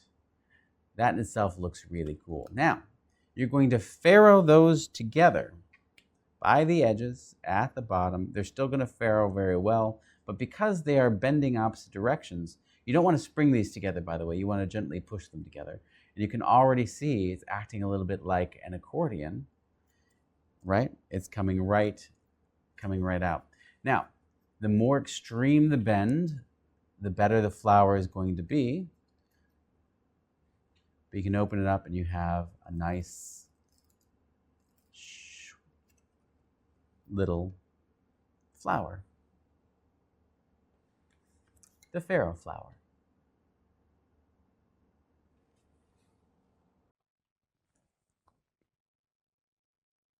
So we've learned how to do our shuffle. What the heck do we do with our shuffle? We've mastered in the hands. We've mastered on the table. We've mastered the offset. We've mastered our Pharaoh shuffle correction techniques. Well, one of my favorite things to do with the Pharaoh shuffle is to secretly stack an entire deck of cards right out of the box. Now, I love the Redford stack. The Redford stack is a memorized stack order that is easy to shuffle into, both from new deck order and even a shuffled pack. Some of those techniques do involve the Pharaoh shuffle. And if you are a Tamariz user, you'll notice that the Pharaoh shuffle is very useful with that stack as well. If you are a stack user in general, the Pharaoh shuffle, I think, is an indispensable tool.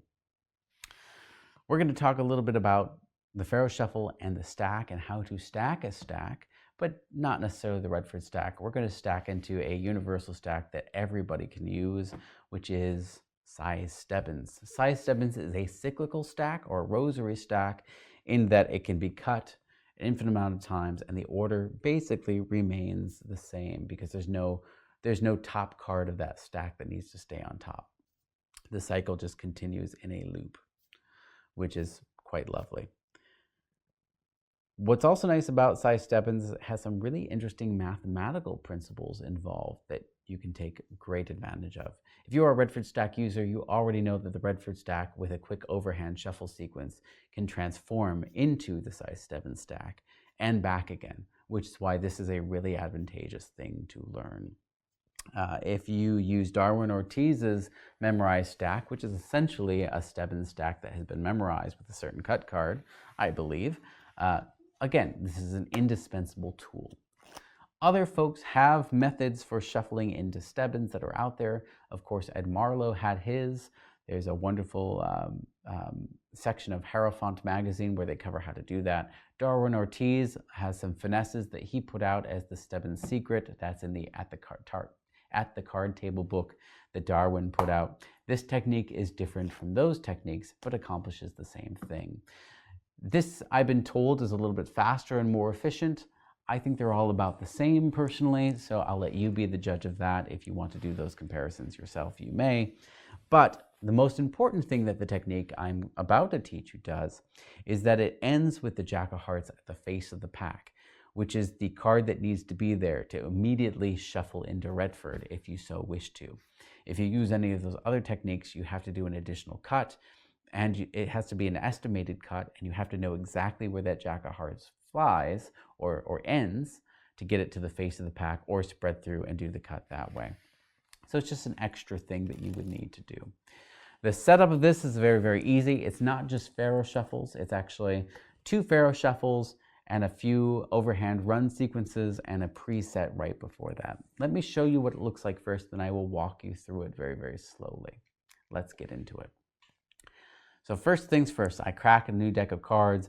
I show the audience that yes, this is a brand new deck. All the cards are there, the clubs, the spades, the hearts, etc. We give them a little cut, we give them a little shuffle.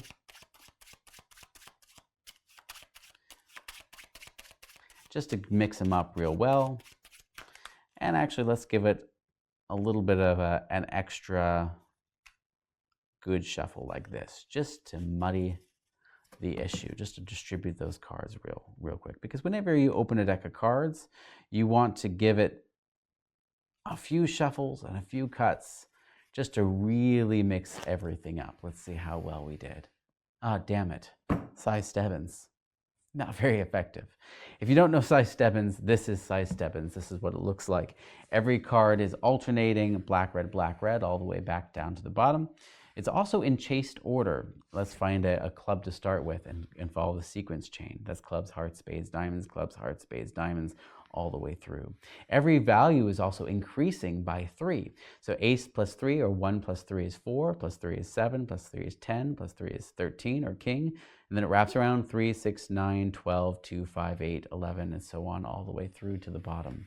This is essentially 4 groups of cards that are all following the same sequence. Let me show you just by pulling out those 4 groups of 13. So this group of 13 is in the exact same order as this group of 13, and so on, which makes it a true cyclical style mathematical stack. I did say there were some mathematical properties in here that you just might want to be aware of, which is kind of cool. These top 2 cards, no matter where it cuts, the top 2 cards will always be able to build a card that is 12 from the top or 12 from the face. So the ace of diamonds and the 4 of spades are currently 12 from the top and bottom. Let's see, 3, 4, 5, 6, 7, 8, 9, 10, 11, 12. That's our 4 of spades.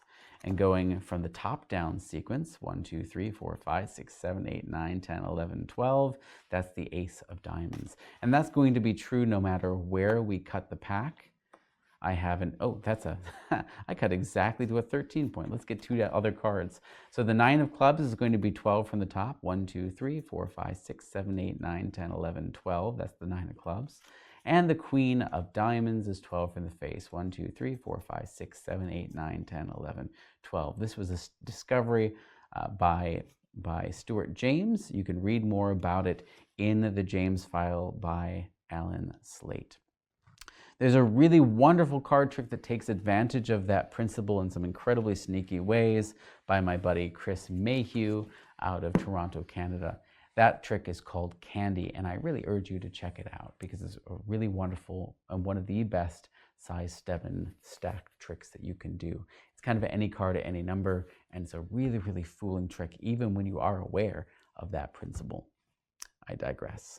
So, we've gotten into this with a couple of pharaohs. How do we get back to new deck order? Well, we can use something called an anti-pharaoh. The anti-pharaoh technique is a little bit weird, a little eccentric, and you need to find a reason to use the anti-pharaoh. But there are different forms of anti-pharaoh. Right now, I could just brute force this and go through and literally undo my weave by up-jogging my cards, every other card like this. And I'm doing it face up just so you can see what's happening, and do that twice, and that's going to return us back to our order before we slipped in, because these were perfect weaves. Or I can do a Christian Engblom technique where he riffles these cards with a springing action, and he's able to get them to bounce perfectly every other card and strip them out. That is an impossible feat for me. Now, there's plenty of people who have learned that technique and they do it wonderfully, and it's amazing. It blows my mind. It's very knacky. It's not my place to teach it here. If that interests you, if you're really into really eccentric sleight of hand techniques, go check out Christian Engblom's anti-pharaoh technique. It's amazing, but for me, it's not practical for me, but that's also because I just can't do it. Anyway, you could also deal the cards into 2 piles, alternating back and forth. Replace this here and do it again. That way your cards aren't going to be reversed order because it's 2. As long as I have an even number of deals, I'm not reversing any cards. But that dealing sequence and doing it twice, you need an excuse to do it. I would rather do 1 deal through if I have to deal to do any kind of anti-pharaoh and be done. And the good news is this technique allows you to do this. I'm going to do it face up so you can see what's happening, just so you can understand the principle at hand. So this is technically an anti-pharaoh. I'm going to deal the cards 1 at a time, but because I've done 2 shuffles, I can double that, and I'm going to do 4 piles. And you're going to notice that these are going to come out in order. They aren't going to be new deck order because I've altered that order with my initial run shuffles, which I'll explain exactly in a second. But in dealing Stebbins out into 4 piles, it is, of course, dealing all of the suits into their own sections. Size Stebbins is very powerful in that there's poker deals, there's bridge deals all built in, and it's really neat that you can end with the deck in this sequence just by dealing it out. Now, of course, to get back to new deck order, I'm just going to reverse these and undo what I did at the beginning, which I haven't yet shown you, but very easy to get back to what needs to happen.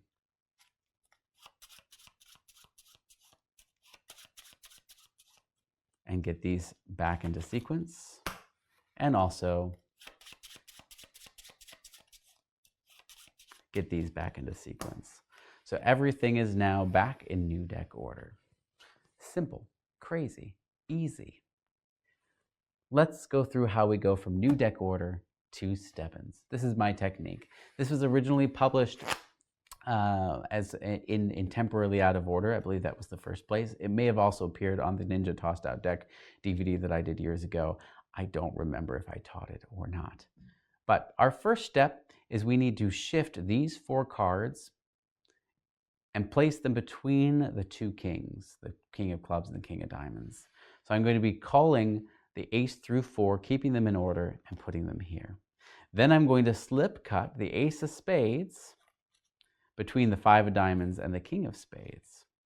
I'm going to follow that with a overhand shuffle sequence, but I want to show you how I do this part covertly so that the audience is not aware of it. This should look just like I've spread through. I'm showing the cards and the work is done and a cut. For this, we're going to use a Hofstadter style spread call. If you know the work of Kostya Kimlot, I encourage you to adopt the principles of the Roadrunner call. And if you don't know the Roadrunner call, go seek out Kostya's work. He is the master at the Roadrunner call. Essentially, if I was just trying to call 1 card, this is how it would work. The card that I want, my left thumb is going to go on top of the card above it, like so. And my fingers, specifically my 2 middle fingers, are going to contact the card that I want at its back here. So I'm pulling that in. I can pull that under the spread, and notice that my fingers kind of grab it through. And the pressure of my thumb on top is going to allow that card to spring open like a little puppet mouth. These cards are kind of running on that edge underneath. And these cards can be continued to be fed through. Now, I want to mask that from the front edge. So it's where my first finger comes into play.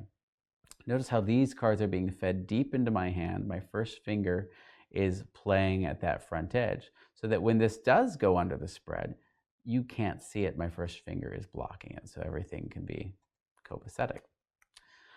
To call more than 1 card at a time, the technique is virtually identical, but instead of contacting the back of that ace of diamonds, I'm exposing this and moving my first finger so you can actually see this.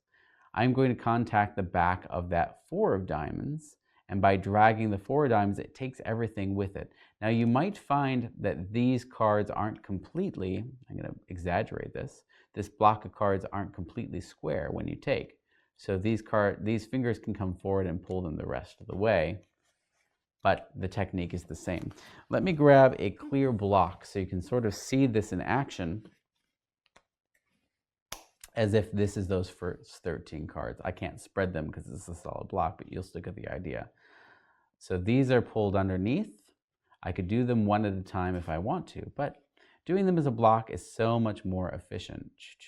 And notice how my fingers just pull them under.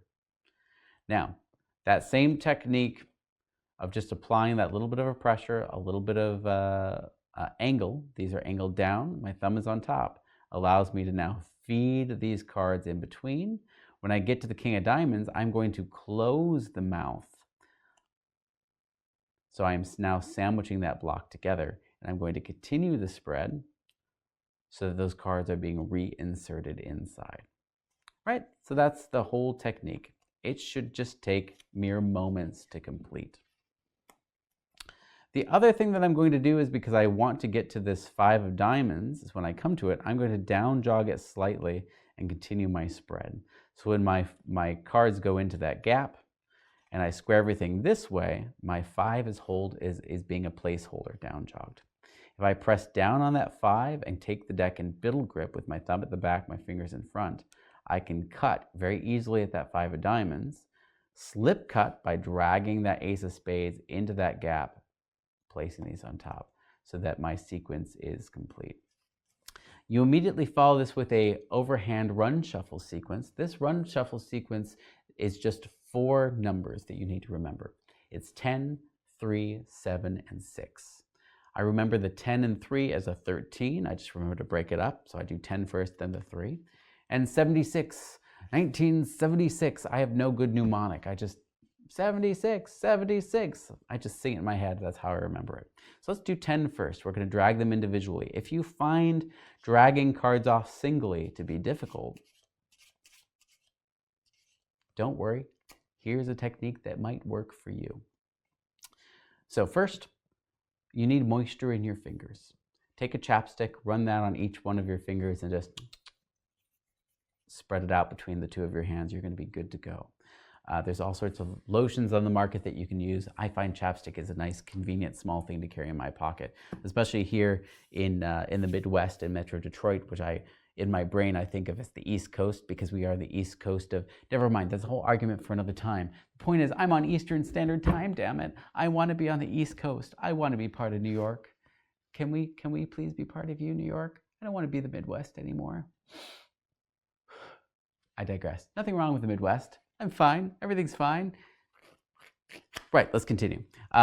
Just a little bit of moisture, all that helps. The other thing is pressure. So when I'm holding the deck like this, the pressure of my thumb, I'm pushing down, but my right hand is pushing up. That's going to allow me to pull those cards off as singles and not get more than 1 card. The combination of those 2 things are really going to make it sing. So you're going to do 10, toss the deck on top. 1, 2, 3, toss the deck on top. I find when doing large numbers, I don't like to count in my head, but my brain can recognize a pattern of 4 or 3 cards just as I pull them off. So I usually go 3, pause, 3, 3, and then 1 more for 10, and toss the rest on top, and then 3 more. Now we're going to do 76. 1, 2, 3, 4, 5, 6. That's 3 and 3 basically, and 1 more for 7, and just 1, 2, 3, 1, 2, 3 for our 6. If you've done this correctly, you're going to have an 8 of clubs at the face of the pack, and our cut point is going to be the 2 of spades right there at the 26th position. You're going to do a standard out Pharaoh. You saw moments ago, I did the technique that I like to do, which I believe I heard is a Charlie Miller technique. I've done it independently. I discovered it independently. I don't believe it was ever published, but I was told it's something Charlie Miller also liked to do in terms of running them together. Our second cut is going to be at the Jack of Hearts. That's going to be our 26th cut point. But instead of an out Pharaoh shuffle, we're going to perform an in Pharaoh shuffle so that Jack of Hearts goes at the face of our pack. This also consequently completely puts our stack into, you guessed it, Cy Stebbins order. If you are proficient with the Redford stack, it's now very easy to immediately go into the run shuffle sequence that you need to do to get into the Redford stack. But this should be enough to get you started for now. That's my Cy Stebbins shuffle sequence.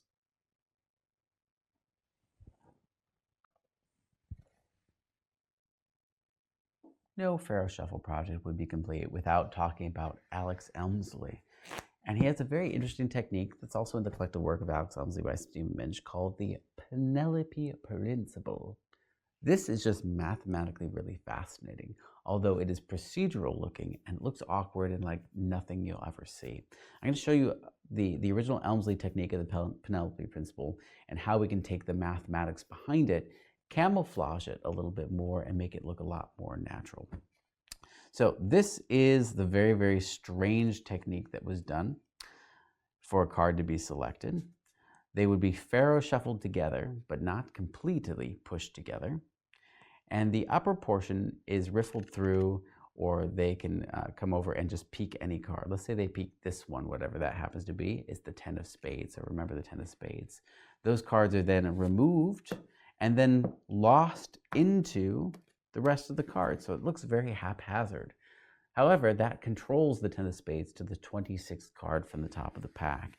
That in itself is really interesting because it can be easily cut to for some nefarious purposes. But let's take it a step further. If I cut off a large portion of cards, this is kind of an interesting fact of how the Pharaoh Shuffle works, and I Pharaoh Shuffle the balance together, so I have to cut exactly half of what's left, do a perfect out Pharaoh Shuffle.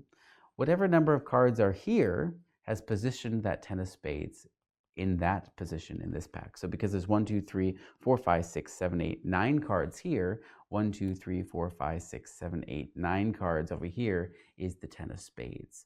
Now there are a couple of rules that exist that cause this to happen, because sometimes because this is a truly a random cut, there's going to be an odd set of cards here or an even set of cards here, which means you can't get a perfect split. So sometimes you're going to be doing a straddle Pharaoh. There is a rule of thumb to follow with that straddle Pharaoh to make sure your cards always come to the right position and not shy by one due to the nature of the Pharaoh Shuffle. So let me explain the Penelope Principle first, and then I'll go through all those weird idiosyncrasies that could happen. And then we'll follow that with a how do we camouflage this very odd principle, because this is just an awful way to have a card selected, in my humble opinion. This is just so strange. Some people try to justify this action, which is like nothing in the real world at all, by saying, look, we'll shuffle these two halves together, which you could do on the table, stop, and say, look, do you want this half or this half? And then allow them to have the option. For our purposes, we're just going to go ahead and do it and then say, don't do it. But it's fun to play with. So we do our perfect 26 card split. We do our perfect out Pharaoh Shuffle.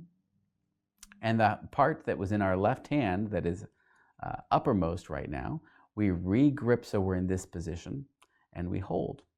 We're going to riffle that top portion, but you'll notice it's also riffling those bottom cards. They say stop. We pull them back, allow them to see the card they stopped at. Ace of spades is great. And we just get a flesh break with our finger between their selection and the card that's below it, which is, in this case, the down jogged card. I just get a little flesh break there. I'd like to hold this with either my ring finger and my middle finger. Most people like to get things with the pinky. You can do that too. It doesn't matter how you do it. But again, it's just the fleshy bit of the tip of your finger gets the break. The whole finger doesn't. You're going to hold the break, but strip out all of those cards that are topmost. So I'm still holding that break in position here as these go down. I'm going to now cut at the break, but if you want to, you can cut above the break, then cut at the break, because it's the number of these cards that matter, not the order of the cards. These are placed inside, and you can continue to now free cut these on top. It looks very haphazard, like that card is completely out of our control. And yet right now the Ace of Spades is exactly at that 26 card mark right there in the middle, which is pretty great. This is awesome in and of itself. Getting a card to the 26th position that you apparently don't know the value of is easy. We can use the Pharaoh Shuffle in other ways to do that. But that in and of itself is just cool. even if it does look super awkward and we have to justify it in some way. But the second part of this principle, where it arrives at a particular place based on a cut, is also equally as cool. So technically they can cut a small group from the top or from the bottom.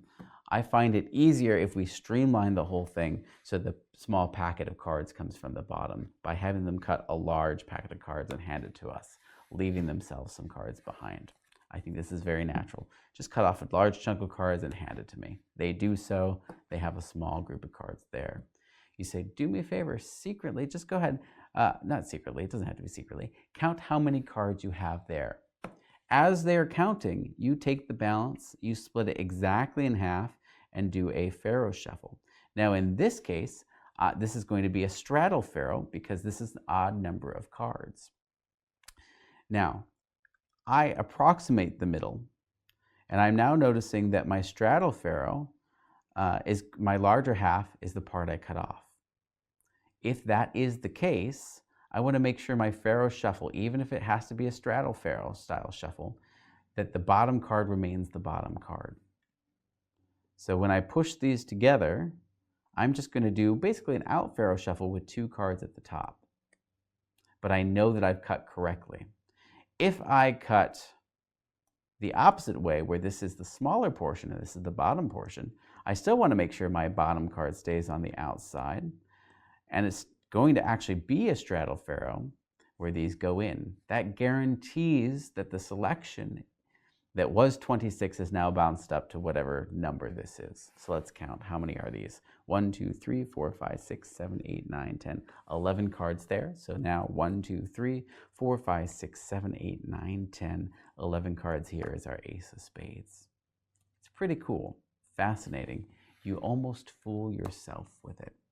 Now, what's another alternative way? How can we handle this weird procedure, or rather avoid this weird procedure? As neat as this is, how can we replace that with something else? Well, remember, all that's doing is secretly controlling the selection to the 26th card from the top of the pack. So knowing that, if we control the selection to the 13th position and do 1 out pharaoh shuffle, it bounces it to the 26th position automatically. If we do, an in pharaoh shuffle, it bounces it to the 26th position. So either way, we just need to get a card there. So how can we do that? Well, I'm going to have a card taken freely from the pack, which is a much more natural way to have a card taken. Or if I want to have a card peeked, even better, they can peek it normally, look at it, remember it, and I'm going to get it to the 13th position in just a moment. I cut it to the top of the pack because I've just held a break. This is just that standard peek. If you don't know that, you probably shouldn't be doing the pharaoh shuffle. I'm going to spread count 13 cards, hold a break, slip cut that into the 13th position, and then follow immediately with a shuffle, which is an in pharaoh shuffle, which is going to bounce that exactly to the 26th position of the pack. I didn't actually look at the card, but apparently that card was the King of Clubs that last time. Let's do that whole sequence again. This time we'll pay attention to the card, the 10 of spades in this case. I'm going to hold a break, cut that to the top of the pack. So the 10, I missed. The 10 of spades is there on top. I'm going to spread count that to the 13th position, slip cut it in, do my 1 in pharaoh shuffle. Remember, not out pharaoh, but in pharaoh shuffle. This makes it double its position. So 13 becomes 26. And now dead center, we have the 10 of spades. This now allows me to do the Penelope principle, or the last half of the Penelope principle, without having to worry about that awkward first part thing. Let's check. 1, 2, 3, 4, 5, 6, 7, 8. Let's check here. 1, 2, 3, 4, 5, 6, 7, 8. That's the 10 of spades. Now that's just mechanically the trick. That's cool. Mechanically, it's interesting, it's fascinating, but it doesn't really make it a solid fooler It's a lot of weird procedure and a lot of handling. So why even bother doing the Pharaoh shuffle to accomplish a card at a number position? And the answer is because it's cool, because we're geeks and we like it. But we want to present it in such a way where it seems totally out of our control, totally impossible, and totally hands off. So here's how I handle that. Shuffle deck in use. In fact, if you want, you can have somebody shuffle deck to start, so there's no possible way anybody could know the position of anything. We spread the cards out. It can be in the hands or on the table. I like to do it on the table. Have a card selected. They look at that card, they remember it, you turn away, and you're going to control it via your favorite method. Let's look at it together, the 10 of diamonds. My favorite is the Duker-Tate control, which is one of my techniques that you can find on that false shuffle project. It's also detailed in cardboard. It's also detailed in slightly out of order as well. But it's a very, very fair looking procedure. If you have the photographic deck, you can find it there as well, but it brings that card to the top of the deck. So it looks very, very fair, very freeing, and like it's completely lost. So great. Now, you don't have any idea where your card is, correct? And they'll say, no, there's no way you could know. There's no way that I can know.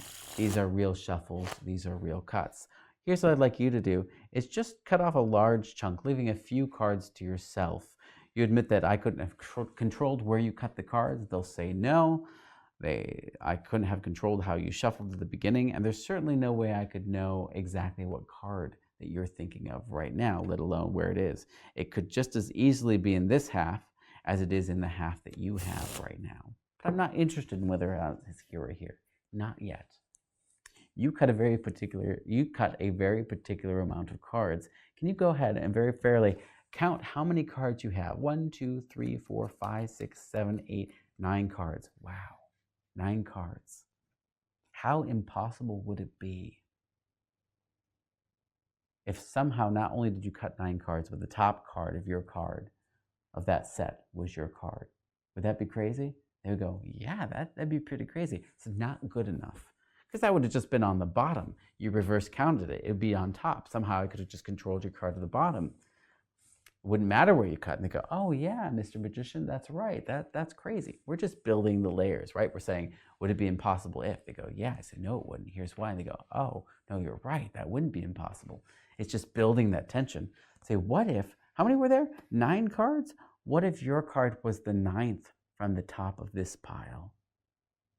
Remember, this has been sitting here the whole time. Before you even counted how many cards you have, I had no idea. Nobody in this room had no idea how many that would be. There's no way that anybody could have put your card in that 9th position. Let's check. And then you count 1, 2, 3, 4, 5, 6, 7, 8, 9, or let them do it, and that's their selection right on top. That gives you an impossible, amazing illusion using the Penelope principle. It's just how we do. Here's one more application of the brilliant Alex Elmsley Penelope principle. You can start with a shuffle pack in use, although we're going to combine this with our trusty dusty downward cutting breather. And again, if you want to put a downward cutting breather in on the fly, I like to use Martin Nash's technique of taking the bottom card, and just friction is allowing that to come out. Our thumb comes in and presses right in the center, and that effectively makes a downward cutting breather. So no matter where it is, it's very easy to cut to just by letting that natural break fall free. Now, I do need to get this 26 from the top. So how do we do that? Well, we're going to use Marlowe's technique of an estimated cut and a Pharaoh check. So look at that. Look at me. I'm doing pretty good today. So here's the Pharaoh check. You should already really know how to do this from the rest of the video, but I cut light, so I'm going to add a card on. And I'm just comparing, and you can even start the Pharaoh shuffle, unweave it, and I'm just going to cut and complete. So it's putting that 9 of clubs in the 26th position.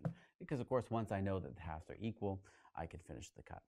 Now here we are in the perfect position to do a really interesting weighing of the cards, where the participant can cut any number less than half, and then we can duplicate their number very easily. So we're going to cut at the breather, and we're going to weave these two piles together. Now, it doesn't matter where it weaves. All that matters is that it's a perfect weave. And I find that it's easier to weave the larger packet into the smaller packet. And again, it doesn't matter where it is. It just matters that this is perfect. Now, as I allow the cards to cascade, you'll notice that the top portion that wasn't woven automatically stays in my hand to grip, and I'm just going to cut that to the bottom. Now, we're in the position to cut exactly or nearly exactly the same amount. So if I cut at the breather, and I can just do a little peek and check to make sure I hit it correctly, I can say, I think that's about, you know what, I have one extra card, which is a nice throw off. I think I have, yes, there exactly. Let's check. Now you count.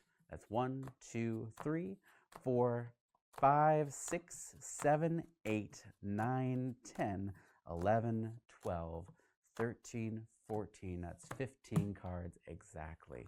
And you're right in cue, which is kind of neat. So that's it. That's all we got to do. Now this is instantly repeatable, of course, just by getting that downward cutting breather again at the 26th position, which I just did, and we can faro check to be sure. How do I do that? Well, I know it was 15 and 15, so I just have to get rid of 4 cards, and we have 26 and 26 once again when we reassemble. So let's do it one more time, because maybe you don't want to do that throw off of 1 extra card, and I'll show you how to handle that, of course, especially if you're repeating this. You don't want to be 1 off every time. So they cut less than half, you cut at the breather, we faro these 2 halves together, and again, it has to be a perfect faro. I'm going to do my little shuffle flourish, and I'm going to riffle off 1 card before I cut and finish.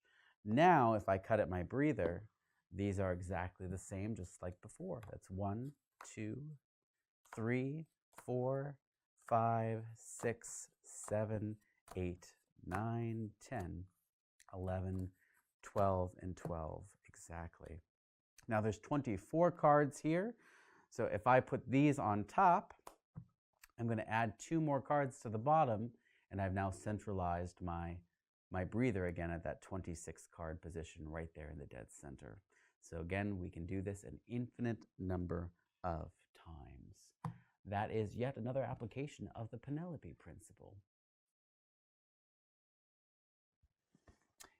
One of my best-selling books was a book called Applesauce, and the title effect in that book was also called applesauce. I guess that's why they call it the title effect. But applesauce is a 1920s slang term for bullshit. And this was a any card to any number variation, but it was a thought of number, or an apparently thought of number, and an apparently thought of card. And while both of those things were truly a free choice, the performer himself was not aware of the number or the card until the cards were already dealt and the deck was out of their hands. Kind of interesting. Totally impromptu and very easy to do. This effect, called moonshine, is very similar. It takes its inspiration from the applesauce effect, but does away with some of the memory work that needed to be applied to that, even though it was a shuffle deck in use, just like this, and trades it for a skill base, which is the faro shuffle, which kind of does the mathematics for you automatically, which is kind of neat. So I'm going to show you what it looks like first, and then we will talk about it as well. And here to help with the looking like part is Carmen. This is Carmen. Hello. This is a deck of cards. We can start with it being shuffled. If you can give them a little mixaroo, that way we know that we are starting fair, or as fair as we could possibly be, as fair as I know how to be, at least. Whenever you're happy with the cards, or in life, whatever, that works too. So here's the idea. There's a silly little effect out there called any card at any number, which usually somebody names a card or names a number, but rarely do people think randomly. Did you bring a random number or card generator with you today? I did not. You did not. So I'll tell you what, we're going to use the deck itself as a way to generate a random number and a random card. So for the sake of a random number, can you just cut off a small portion from here and just kind of tuck them underneath yourself? Just get them out of the way. We will count those in a moment, but however many you cut off, that's going to be our random number. Have you done that? Oh, sorry, I won't even look. I thought you did that. And just kind of tuck them under yourself if you can do that. And what's left, hold those in your hand and cut a big chunk to the table, and you're going to shuffle whatever you have left over. Okay. Now, the reason I'm having you shuffle them this way is simply because if you shuffle them this way, you're only really randomizing the top and the bottom cards a little bit. But whenever you're happy that it's random, stop shuffling, have a peek at the face of that pack, and remember the card that is there. That'll be your secret card. You got it? Got it. Place them back on top of the table there. So you've shuffled everything, you have a selection, but maybe I know, because I was spying over here, exactly how many cards it's down. So just to mix things up a little bit, can you take about a third of the pack and cut those? And then about half of what's left and cut those over there? And we'll stack them up like that, just to randomize it so you don't know positionally where anything is. And we'll give them a little bit of a thorough mix again as well. As Darwin Ortiz may have said, an especially thorough a shuffle. Does this look like a fair, even shuffle to you? Yes. Fantastic.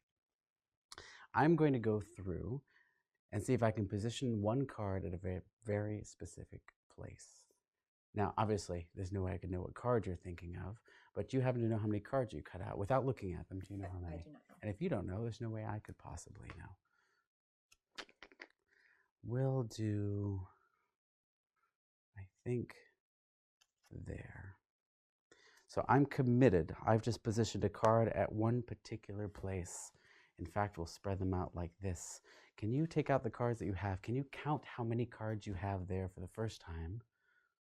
1, 2, 3, 4, 5, 6 cards. 6 cards. So we'll go 1. We'll go 2. We'll go 3, 4, 5, 6 cards. What was the name of your card? 9 of diamonds. The 9 of diamonds, the 6th card. It's a modern day miracle. Let's go drink some moonshine.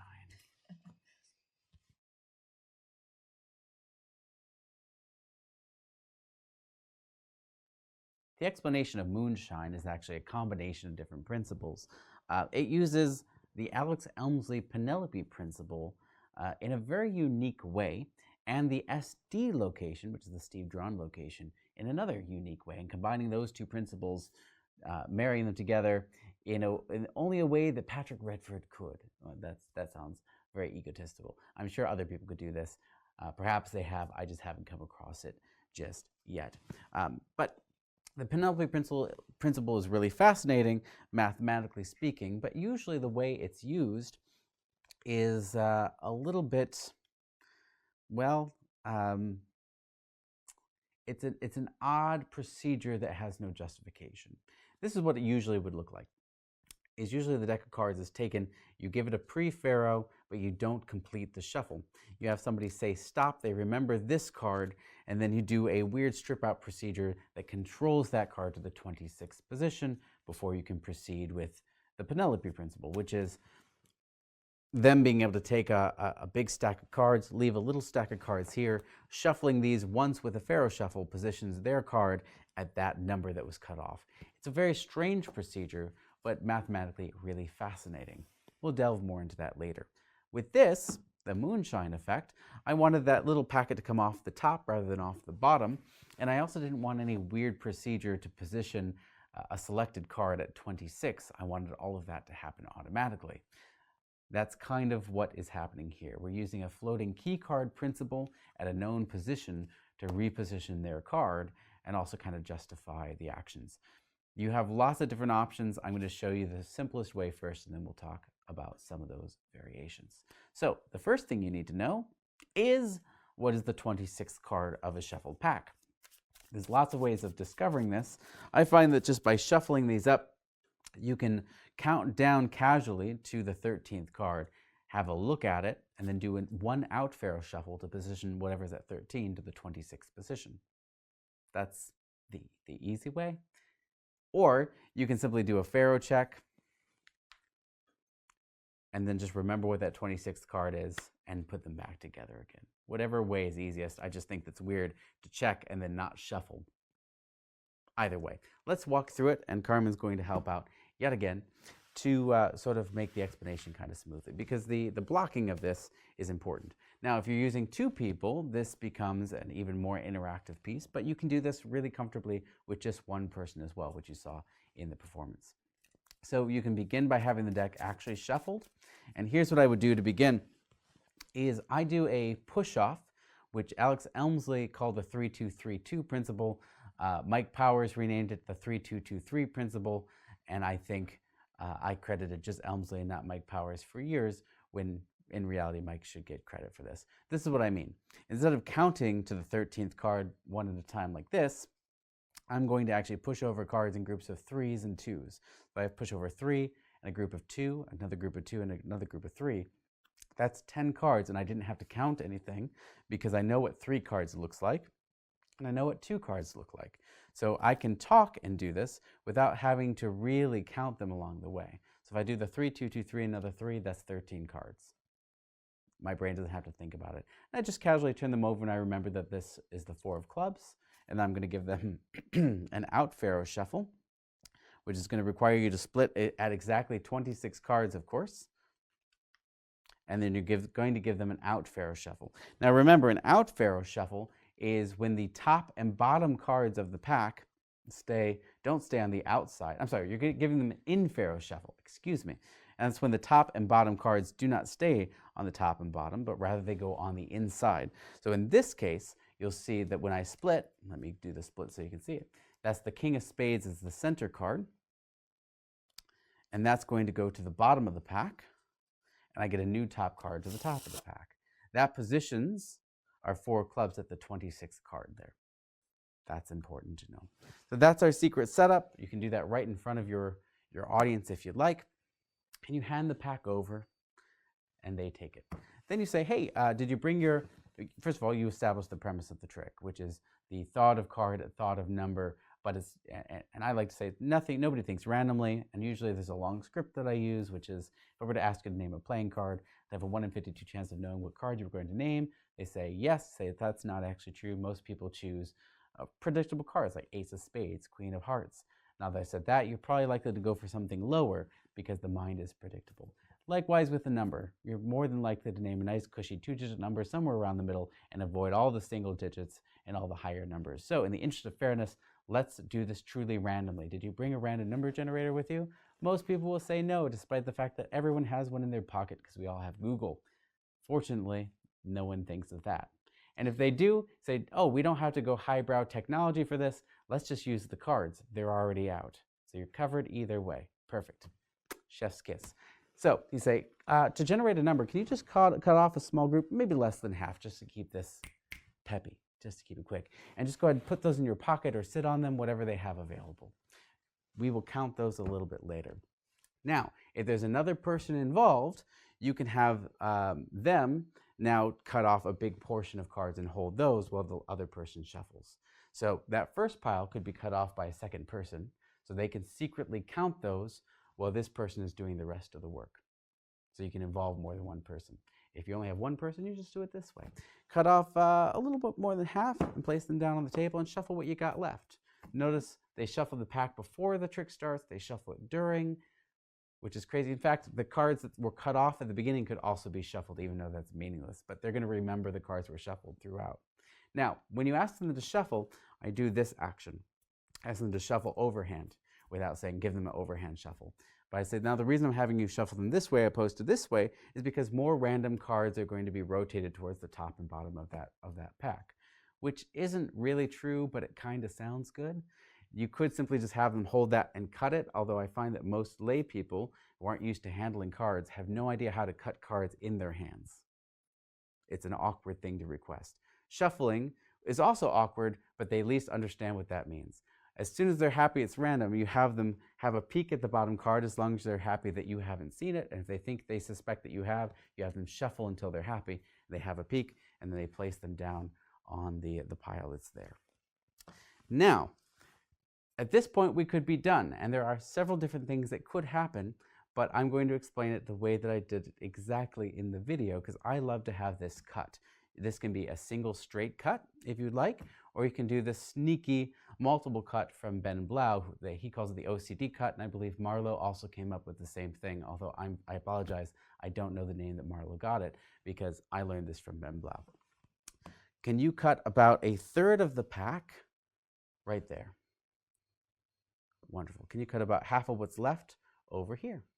Now when they do that, the situation is this. This is the original top of the pile. This is the middle of the pile, and this is the bottom of the pile. So if I put the bottom on top of the top and this combined pile on top of the middle, this is the exact same thing as if they had just given it a straight cut, which is very, very sneaky.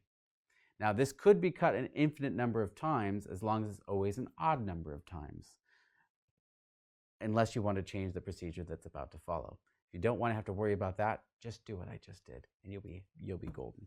Now what we need to do is give this a single Pharaoh shuffle. Now sometimes this will be an easy Pharaoh shuffle in that it will come out perfect. So when you split, you will find, just like in this, you'll have even packets. See how my top and bottom cards are even. And you're always going to give this an out Pharaoh shuffle. In other words, the top and bottom cards are going to say the top and bottom cards. Occasionally, though, they're going to cut off an odd number packet, and this will not split evenly. So you'll have a straddle Pharaoh. And if you have a straddle Pharaoh, well, let me just take one more card off just to show you what that would look like. If you have a straddle Pharaoh, one pile is going to straddle the other, like that. And it doesn't matter if the front packet is the one straddling or the back packet is straddling. It makes no difference. The thing, though, that you really need to pay attention to is this moment, which is the out Pharaoh shuffle. You always want this to be out when the packets are even up. Wonderful. When the packets are even, you give it one shuffle, you turn the packet face up, and then you're going to cut to your key card plus one more. So I'm going to find my key. Remember, this was at the 26th position. Take one more card to the right of that, which is going to be above it if this is above and this is below, or to the right of it, and make sure that's cut to the face. That positions, believe it or not, the card that the spectator is remembering at the exact position or the numerical position of the amount of cards that they cut off at the beginning. Why? Because of the Penelope principle. What more do you need to know? Mathematically really interesting, but you actually don't have to know how it works to use it. So right now, everything is done. It is completed, and very little effort on our part as long as we can Pharaoh shuffle. Take out those cards. Let's see how we did. How many cards did you cut off? First of all, hopefully it's an even number. 3, 4, 5, 6, 7, 8, 9, 11, 12, 13, 14 cards. So far, so good. It's an even number. So let's check how we did. 1, 2, 3, 4, 5, 6, 7, 8, 9, 10, 11, 12, 13. We said 14. What was their card? Does that look familiar? Yes. The Two of Hearts? I know, it was a long time ago. The Two of Hearts at 14, which is pretty rad. Let's just walk through it one more time, but we're going to purposely cut off an odd number of cards just so you can see the odd variation of it or so. I'm just doing a Pharaoh check to get the Ace of Diamonds. This is going to be our key card this time at the 26th position, and we're going to cut off an odd number of cards. We'll do 3, keep everything simple. So if they cut a portion and shuffle, you always want them to cut a little bit more than half of what's left because you need them to cut past that 26th card. And if they only took off a small packet like this, it's just saying cut about half the cards at the table won't always work. So I always say cut a little bit more than half. And just so we don't have to remember what this card is, I'm going to turn it face up and commingle the pack together. We're going to give the deck one of those fancy Ben Blau cuts, like so, and we're going to give it a shuffle. Now you might be wondering, why do we shuffle first and then cut the key card? And the reason is because because you could do it the other way. And if you do it the other way, the Pharaoh shuffle has to change the type. In other words, instead of doing the out Pharaoh, you would do the in Pharaoh and vice versa. But I want the cut to happen after the shuffle because I want them to be randomized or appear to be randomized before I look through the cards. Now, if your 26th card was a breather, instead, you wouldn't have to openly cut the pack to any particular place. You could shuffle, cut, and set the deck down, and now it's a coincidence effect, which is also very cool, but not the effect that I'm going for. I want a little bit of credit to read their mind and also predict the future of that number, especially if somebody else has already counted those cards. I can pretend to read the mind of the two people and then pretend that I am positioning the card at the number. So you have a lot more range there as a performer, I think. Anyway, I digress. Let's go back to the cards for just a moment. So you're going to give those a cut, and you have a little bit more play when it's going to be a straddle Pharaoh shuffle. And you'll notice that this is a straddle, which tells me that they're going to have an odd number of cards. And then when I go to my key card, with the, if you remember, was the ace of diamonds, instead of going one more, I'm going to place my ace of diamonds straight to the face. So whenever it's a straddle Pharaoh shuffle, my key goes to the face. If it's not, and it's a regular out style Pharaoh shuffle, I do one more card. That's important. Now, we cut off 3 originally. Let's check. That's 1, that's 2. It's in the 3rd position. Mazel tov. It's a success. And that is moonshine. I have one more thing to say about moonshine, and that is this. If for some reason that remembering to cut one more card is too confusing, you can always cut the key to the face in both scenarios, and the trick will still work. The difference will be is that some of the time, when you count the cards to the table, it'll be 1, 2, 3, that will be the card. Or if it's an even amount, it will be 1, 2, 3, 4, and the next card will be their card, rather than be at the exact position. I don't think that really matters either way, because the audience always sees it one way instead of the other way, but I will leave you to decide which way you like to do it best. Enjoy.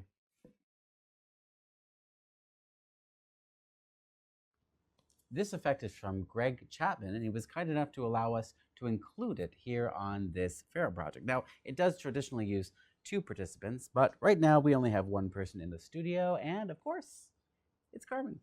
So Carmen's going to play the role of 2 different people, and this is what the effect would look like. You cut off about half the pack and just look at the cards you cut to, remember it, and you can place them right there for the time being. You cut off a little bit more than half of what's left and look at that card as well, and remember that one too.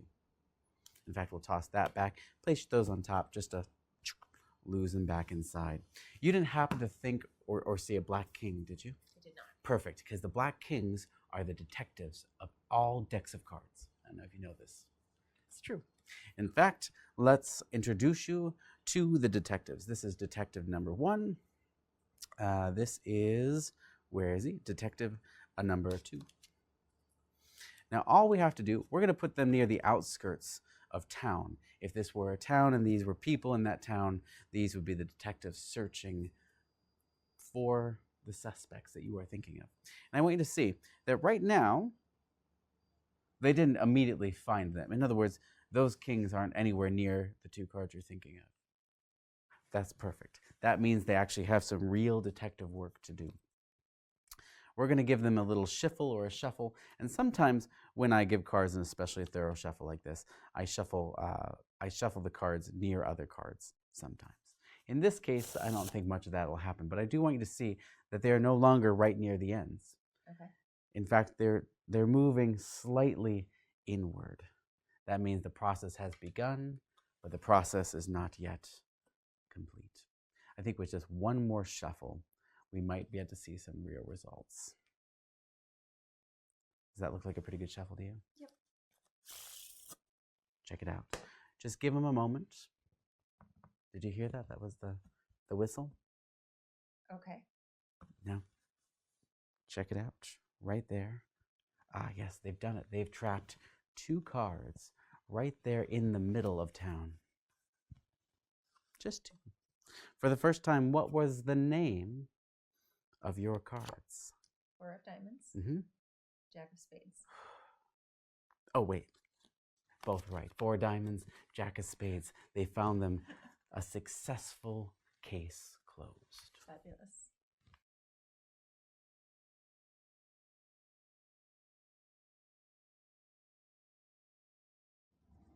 Searchers Outdone by Greg Chapman may be found in this book called Pharaoh Fundamentals. This is a fantastic little book.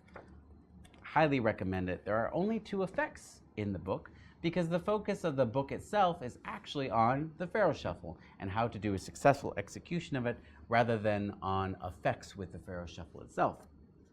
But Greg was kind enough to allow me to include Searchers Outdone, which is, of course, the classic Larry Jennings plot using the Pharaoh Shuffle and another sneaky principle from Mike Powers. I love this effect. It's extremely clever, and it's very easy to do. Well, that is if you know how to do a Pharaoh Shuffle. So what's nice about it is you can do this with a shuffle deck in use.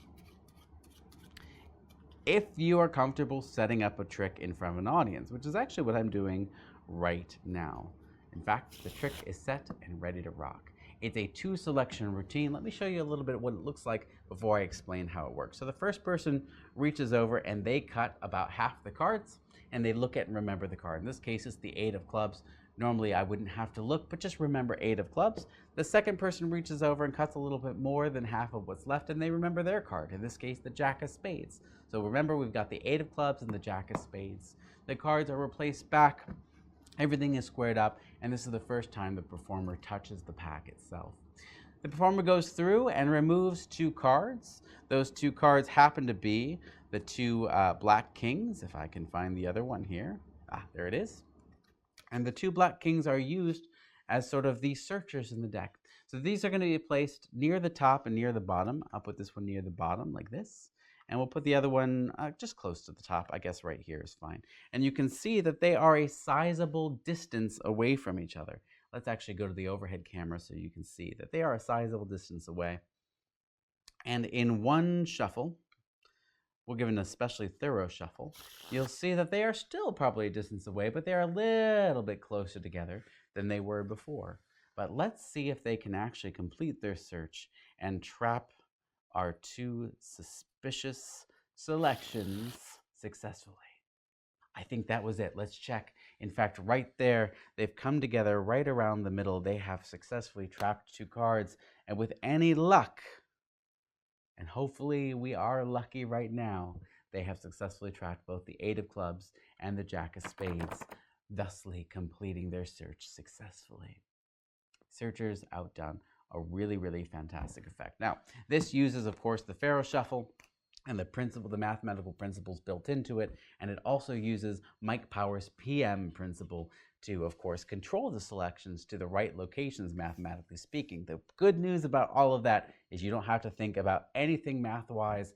It just happens virtually automatically with those couple Pharaoh shuffles that you saw. Now, it does require a stack of 2 cards. These 2 kings have to be pre-positioned at the 19th and 39th card in the pack. I'm going to show you a really easy way to do that. Greg presents a slightly different way in his booklet. I find this just slightly easier than what he originally printed. You do need to control the 2 kings to the top of the pack like that. And then you're going to do a shuffle to position them 10th and 20th from the top. This is just the way I do it. You're going to milk the top and bottom card like that, and then run 8 more cards on top. 1, 2, 3, 4, 1, 2, 3, 4. Notice that I did that 4 and 4 rather than actually counting 8. I just find rhythmically it's much easier to do 8 cards that way than it is otherwise. So I have a total of 9 cards, because remember we had 1 there already, on top of this king, followed by the second king. So there's 9 cards of indifference between them. I'm going to do 9 more cards on top, and I do that by just doing 3 groups of 3. So 1, 2, 3, 1, 2, 3, 1, 2, 3, and toss. So now they are both 10 and 20 from the top of the pack. If you do a perfect Pharaoh shuffle or an out-style Pharaoh shuffle, that is to cut perfectly 26, 26, keeping the top and bottom card of the top and bottom card, that positions those 2 cards so they are 19th and 39th from the top, and you're ready to rock. Now, the first person who cuts it, they are required to cut around the middle of the pack and look. They are required to cut between that 19th and 39th card. So they have a fairly big leeway to go. And instead of trying to remember that this is the 7 of clubs, I'm going to just turn it face up just so that we don't have to think about it in the explanation. And if you are following along with the deck in hand, which I encourage you to do so, I recommend you do the same thing. The second person is required to cut below that 39th card, that other king. So, and that's really right around usually the middle of this packet that's left over. So I always say just cut a little bit more than half, cut a little bit deeper than the other guy cut. And also remember your card. And again, I'm going to turn that ace of spades, as easy as the ace is to remember, I'm going to turn that around. Now here's the important bit of the PM principle. The first person who cut and looked at a card, they must replace their group of cards first. The second person replaces their cards second. So healthy mnemonic, first person who cuts places their cards back. Second person who cuts places their cards back second. Wonderful. Now here's the sneaky bit. You don't have to touch the deck up until this point where you're going to remove those 2 kings in a very sneaky way. You're going to spread through until you come to the first king. Take all the cards above it and square them up in your right hand and put the king on the table. When you continue the spread, instead of continuing with these cards under these cards, you're going to continue by spreading them on top of those cards like this until you come to the second king. Then you're going to break all those cards off to the right and place the second king on the table. Now, all of these cards are going to be squared up and placed right there on top of the other cards. And that secretly, believe it or not, it secretly positions the two selections in their prime locations to come together when we do the Pharaoh Shuffle. Almost. We have to add these two cards back. Now, these two kings are not placed at arbitrary positions in the pack. No, no, no, no, no. They are placed back at very specific positions. But the good news, this is very easy to remember. 7 from the top, 7 from the bottom. So how do I do this? I favor just pushing over 3 and 3, placing the first king in face up. And you can do the same thing near the bottom and place that king face up. If you want this to look more nonchalant, like they're not going back in specific places, I don't worry about it. I think this is good enough. When you're doing the undue influence control or the PM principle control, depending on where you learned it, although Mike Powers came out with it first and named it the PM principle, so that's what I call it. On your second pass, after you've removed the first king and you're going to the second king, you can count to 6 cards and have that down jogged in such a way that it is in the correct location. In fact, I'm glad I checked because it wasn't in the right location at all. Oh no, it was. I just miscounted when I was checking. That's fine. Again, you want it to be 7 from the bottom, 7 from the top. Boom. Now, one Pharaoh Shuffle is going to do a very impressive thing. That is, if you know what's going on behind the scenes. And these do have to be out Pharaoh Shuffles. In other words, the top card stays at the top, the bottom card stays at the bottom. But let's spread and look what happened. The two selections are already next to those two kings on the table. Of course, those are face down normally, so you wouldn't see it. But it also appears that they are coming closer together, searching through the pack in the traditional Larry Jennings manner.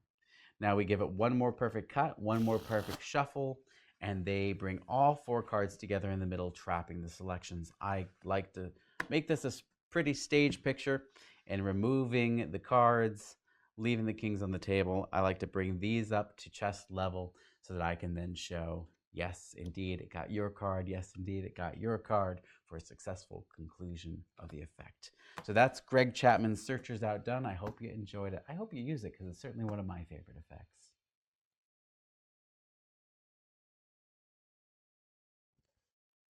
This is a fancy impossible card location of 2 cards that you can do for 2 people that will fool the most discerning participants. Magicians, mostly. It'll also fool laymen, of course, but this is the thing to break out when you really want to fool your colleagues, so to speak. I was going to say fool the boys, but girls will be fooled too. The theys will be fooled as well. Anybody will be, even my cat is fooled by this, is what I'm trying to say. It's called double thought. Technically, it's supposed to use 2 people, but we don't have 2 people here at the moment, so we are going to use our trusty volunteer, Carmen. Say hello, hello. Hello. Technically Hello. speaking, this can be done with a shuffled pack in use. This is what the procedure would look like after you do this secret something to set it up, which I have already done.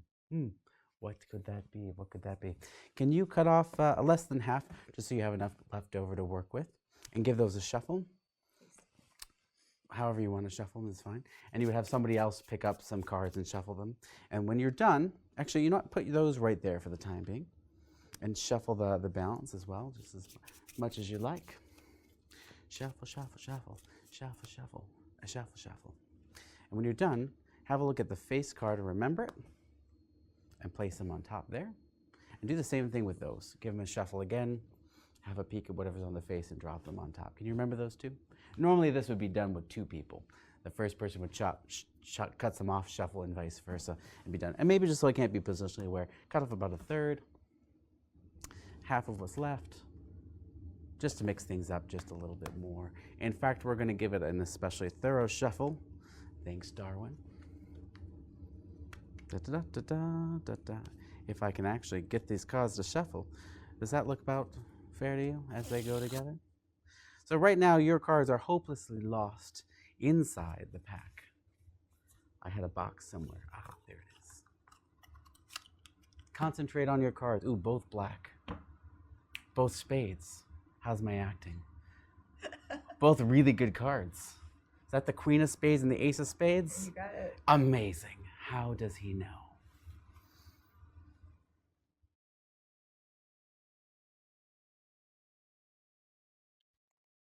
This is a very, very sneaky way to use the Pharaoh Shuffle to both control two selections and glimpse or gain the knowledge of what those two selections are while they are apparently hopelessly lost in the pack. I based this off of a Harry Reiser effect from one of the two Harry Reiser books, but originally the effect was a different means to an end, and it required the use of 53 cards, not 51 cards. Although the base principle I found really, really fascinating, it also only used one selection. That was my starting point, and it has become this. So let me show you exactly what this looks like. Let me pick up my mic pack because it just popped out of my pocket. Let's stick that back in where it belongs and walk you through it. This can be done with a truly shuffled pack in use. But it does require a little bit of preparation as well. It requires a 1-card stack, and you have to make sure that it can Pharaoh shuffle really, really well. So this is what the procedure looks like. If you've already learned the Greg Chapman effect, Search is Undone, this is going to be a little bit confusing because the work is opposite from that. If you haven't learned that already, disregard what I just told you. The first person is going to cut a little bit less than half of the pack for themselves, and they're asked to take those cards and to shuffle those cards. A second participant is asked to shuffle whatever remains, and they both shuffle to their heart's content as much as they'd like. When they are done shuffling, this person is asked to look at the face of their card and remember it. So in this case, this person shuffles and they look at and they remember Jack of Diamonds, Jack of Diamonds, Jack of Diamonds. Remember Jack of Diamonds. This first person, of course, has also shuffled. They've done the same. They've remembered 8 of Hearts, 8 of Hearts, 8 of Hearts. So we have a Jack of Diamonds and an 8 of Hearts. The deck is then reassembled like this, and of course it can be cut so that nobody can be positionally aware of what's left. Now, this is the first time I'm touching the pack, and I give it a very fair, thorough shuffle, just like you would expect a fair, thorough shuffle to go, and a fair and thorough cut. And despite all of those conditions, believe it or not only do I know exactly what both cards are, but I also have both of those cards under my complete control to be able to produce them however I'd like. Or I can just name them out loud after I've put the deck well away in the box. So how does this work? Well, strap in because we're going to learn. It uses a very special card, which isn't that special. It uses a breather crimp and the Pharaoh shuffle to a successful means. Let me grab the breather crimp out of my pocket that doesn't exist, but there it is. This is my breather crimp card, and when I say it can be a shuffled, borrowed deck in use, it can be. You just have to put the work into the deck on the fly. This is the way I prefer to do my my breather crimps. In fact, I've just re-crimped the card right in front of you. This is a Martin Nash technique called the infinity crimp. Let me explain how it works. So you're going to hold the deck in your left hand with whatever card you want to have a downward cutting breather. When I say downward cutting breather, I mean when you cut, it will naturally break, and this will be the bottommost card when you complete the cut. Whatever card you want to have your breather in, it needs to be at the bottom of the pack. Fine. You're going to now leave the bottom card on your hand, slide the whole deck forward, and your thumb is going to go into the center of that card and just press and release. Square everything up, give them a cut, and check your work. You'll notice that there's no tells at the side of the pack, but it naturally breaks at that point, which is very, very sneaky, which is fun. That card has to be in the 26th position, so I'm going to do an estimated cut for my go through there, and I've just centered it at the 26th card. That's the big setup. That's all you have to do. Now, here's the selection procedure. First person reaches over. They do not cut near the middle. You ask them to cut less than half. That's very importantly. Just cut off a chunk of cards, less than half, just so there's enough for someone else to play with, and start giving them a shuffle. You're going to now cut to the breather. Here's the breather. And when I say start to shuffle, I literally demonstrate by shuffling these cards while maintaining my breather on the bottom. How? I'm just going to milk the top and bottom card like this and shuffle. I pause and say, here, why don't you take the balance of the pack and you shuffle as well? Now I'm shuffling that breather to the top of this portion. So there it is right there on top. And all I'm doing is I'm just running the cards off until I have only one card left that I leave on top.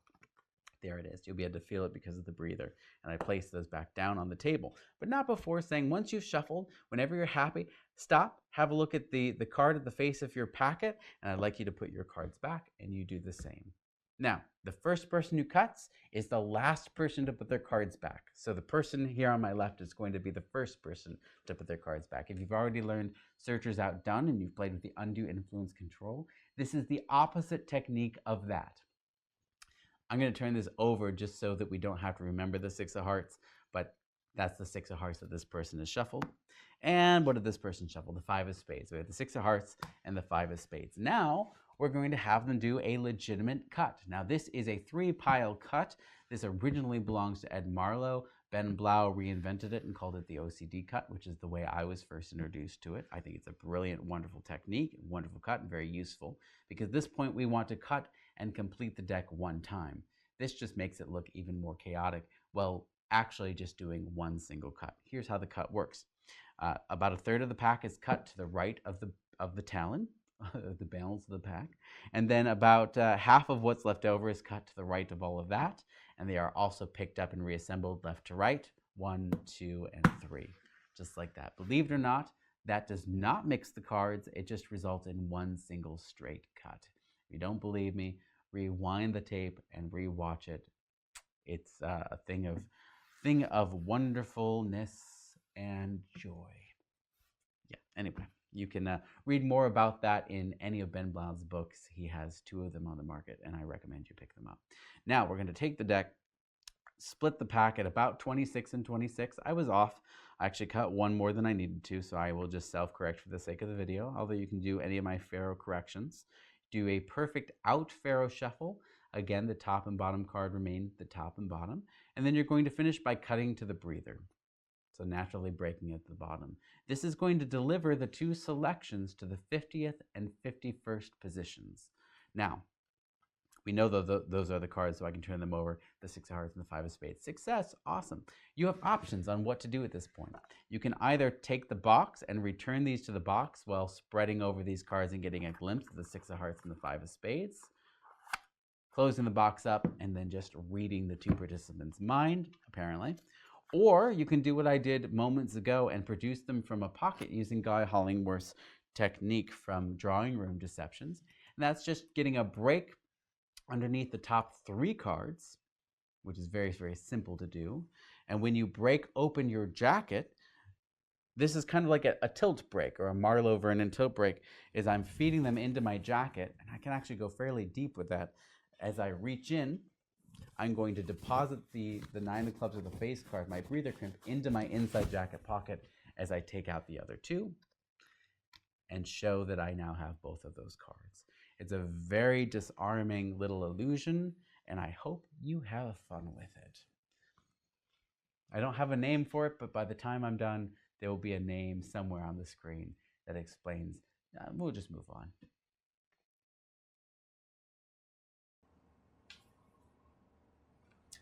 The aces have it. Very simple effect, shuffle deck in use. Of course, it is built into the Redford stack, although what's nice about this is you can use any 2 mated cards that you'd like. You just need to get them into the correct position. I'm going to use the 2 black aces in this case. With the Redford stack, it automatically is built in with the Ace of Clubs and the Ace of Hearts, or the 2 roundish aces, which is a little bit weird, I admit, and you can always swap one out for the other. These need to go in the 31st position and the 43rd position to begin, and then 1 Pharaoh shuffle, and they actually position them correctly. So let me just show you what I do to get them in position. So first things first is I go ahead and I spread count. Say, look, I need to have these a good distance away from each other. So this is 31 cards, and I just drop it in. Then I'm going to continue using that ace. This is 40. This is 43 cards down now. So 43, the 43rd card is going to be the other ace. And you drop them in face up. Oops, I didn't mean to drop that ace of spades in face up. I mean face down.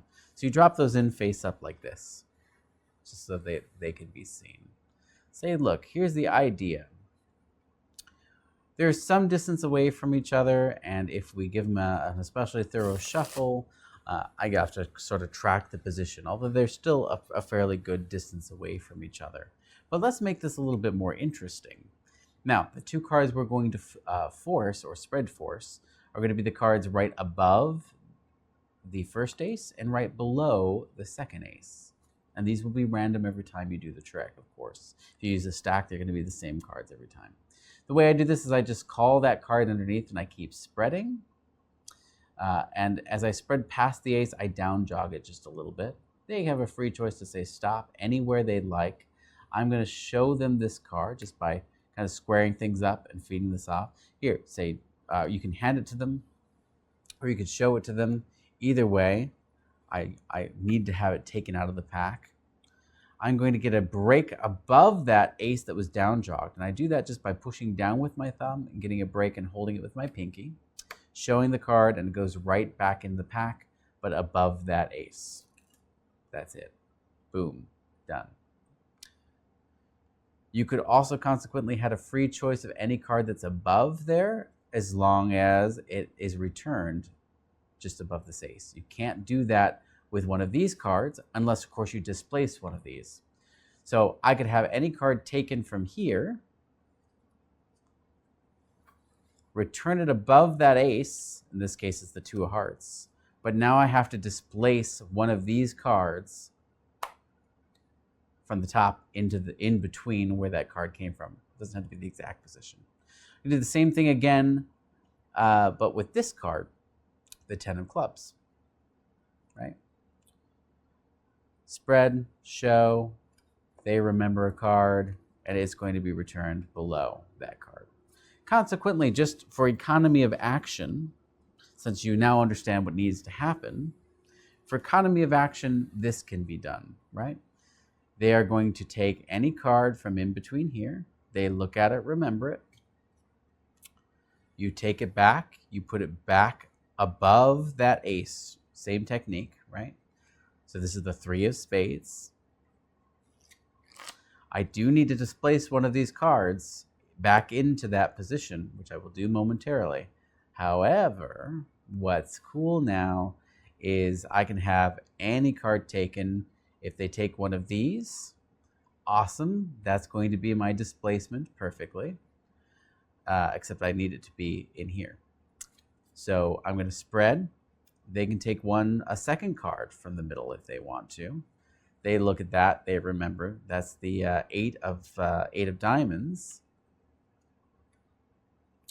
That's now going to be returned below the other ace.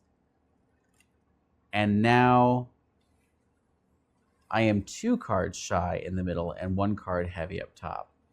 So I need to go ahead and just slip cut a card into the middle. And I need to add 1 more. So I can turn the deck face up and slip a card from the face into the middle. Right, so I'm just going to give it a couple of cuts so that I'm not positionally aware of your card or where your card is. Now here's the idea. I have to shuffle these. So I shuffle the aces together and 2 cards in between, and of course those are going to be the 2 selections. Now what's neat is this is instantly repeatable with 2 more cards the exact same way. Mathematically, this is just odd. When I say instantly repeatable, of course, almost instantly repeatable. I'm going to give the deck 3 more Pharaoh shuffles. 1, 2, and 3. Ooh, I have to do a perfect Pharaoh shuffle, excuse me. Like that. And you'll find that those aces are spread out again. And the 2 selections are going to be the 8 of spades and the 5 of clubs in this case. And I can use the same technique I used before to accomplish that. So 8 of spades, 8 of clubs. I'm just going to use what was already there of course, one clean, perfect out Pharaoh shuffle. That brings together 2 cards right in the center, and those are our 2 selections. How cool is that? The aces have it.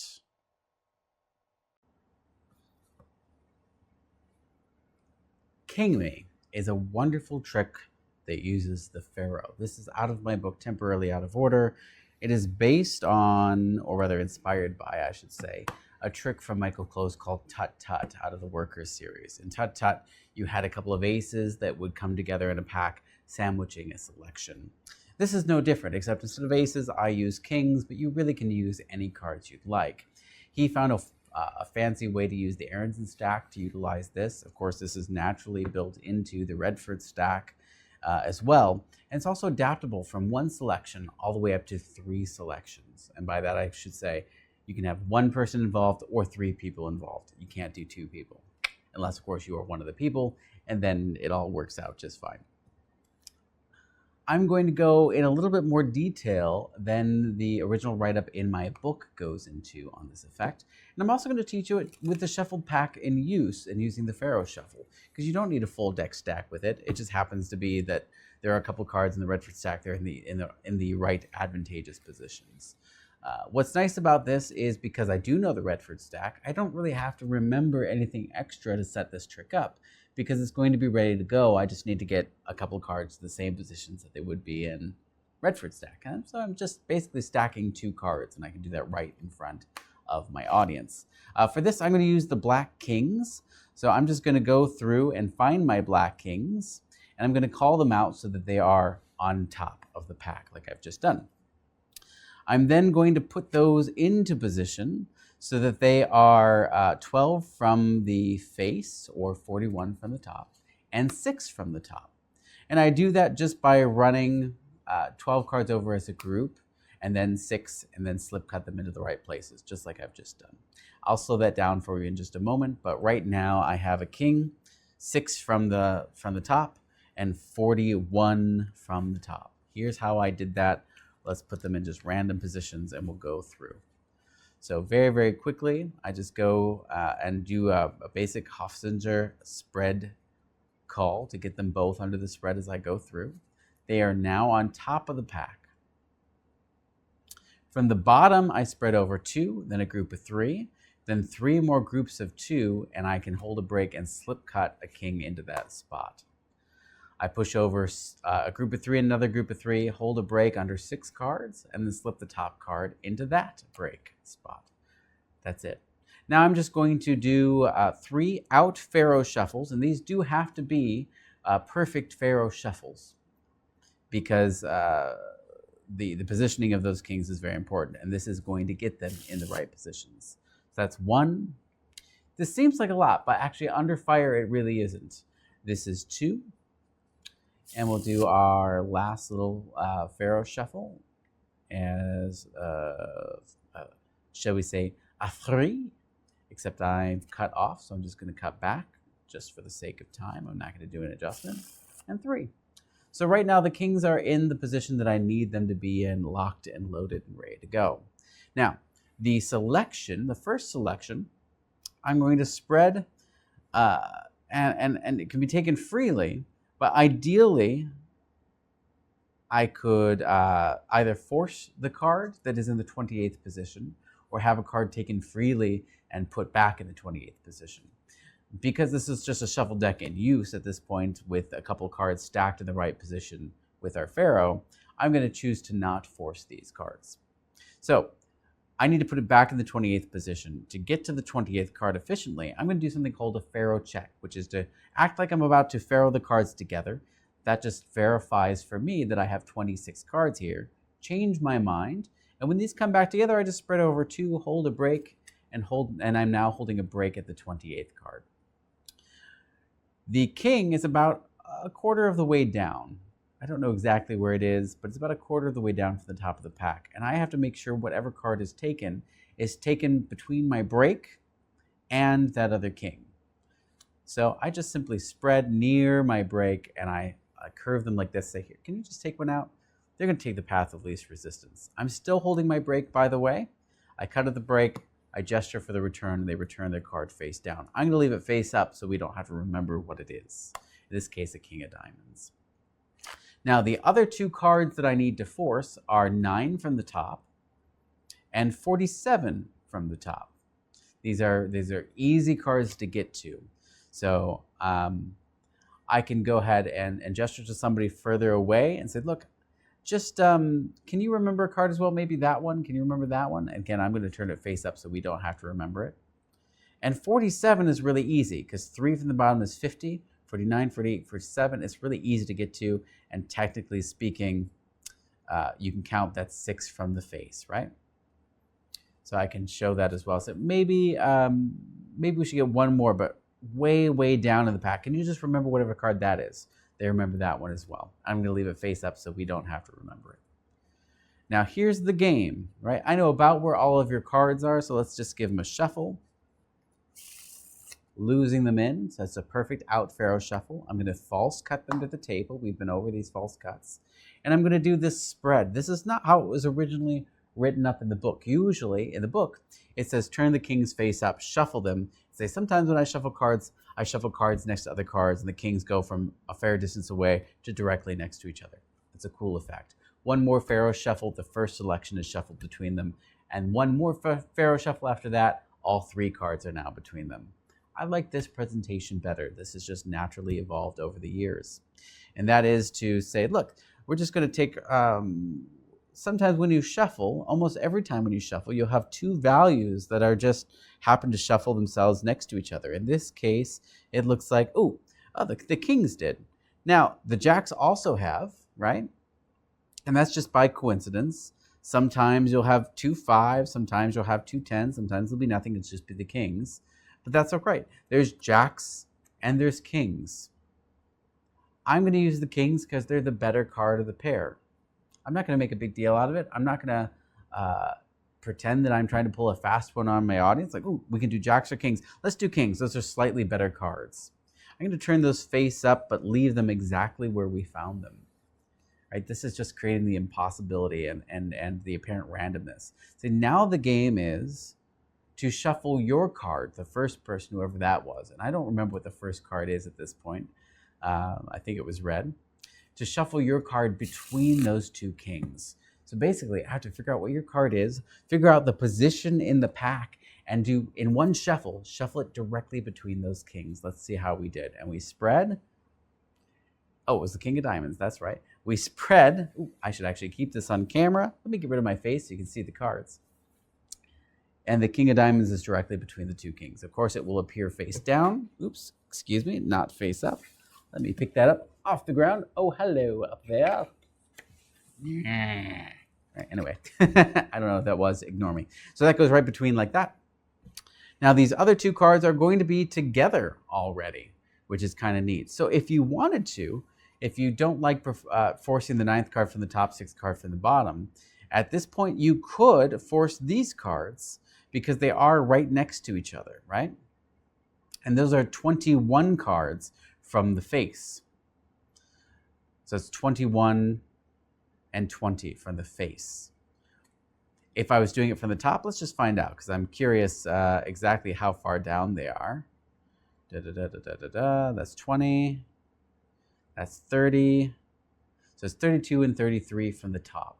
So I could just casually go through, do a riffle, boom. You remember that one, you remember this card, and we go into the same sort of thing. So 8 of diamonds, 3 of hearts, and say, look, and my goal now is to, with one more shuffle, I have to keep your card between the kings, but shuffle your 2 cards between the kings as well, which this is going to add 2 more cards. The original king is going to be dead center, and the other 2 selections are going to be right next to each other, just like that. So a very, very wonderful, quick little commercial effect using the Pharaoh Shuffle and 3 selections. That's King Me. I hope you enjoy it. And if not, that's doesn't have a name.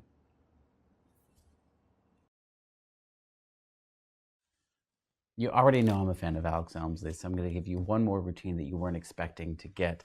This is called Call-In Spell. It's from the collected work of Alex Elmsley by Stephen Minch. And this routine, I'm not going to embellish in any way.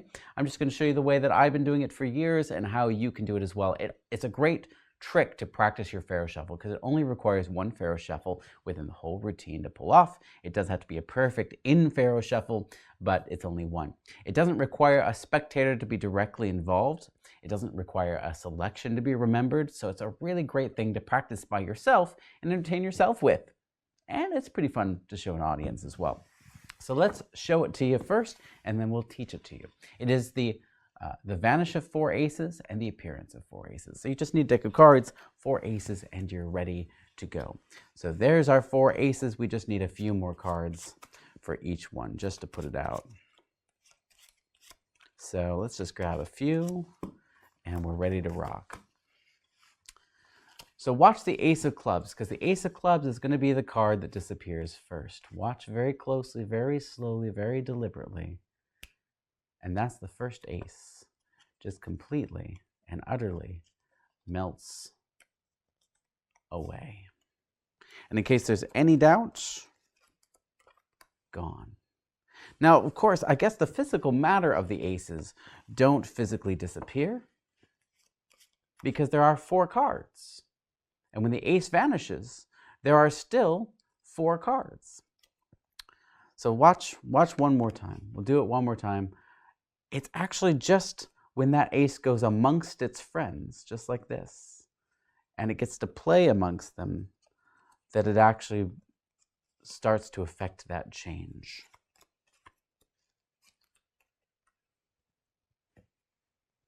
Less of a vanish, more of a, how do you say, transformation.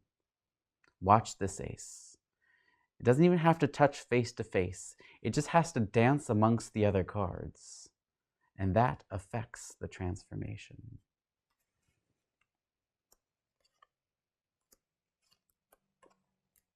Isn't that wild? Last ace we will do very slowly, very deliberately. And we'll use this queen, just because the Queen of Diamonds is a great card. It just has to touch just the face, just a little bit. Watch, you'll see it happen.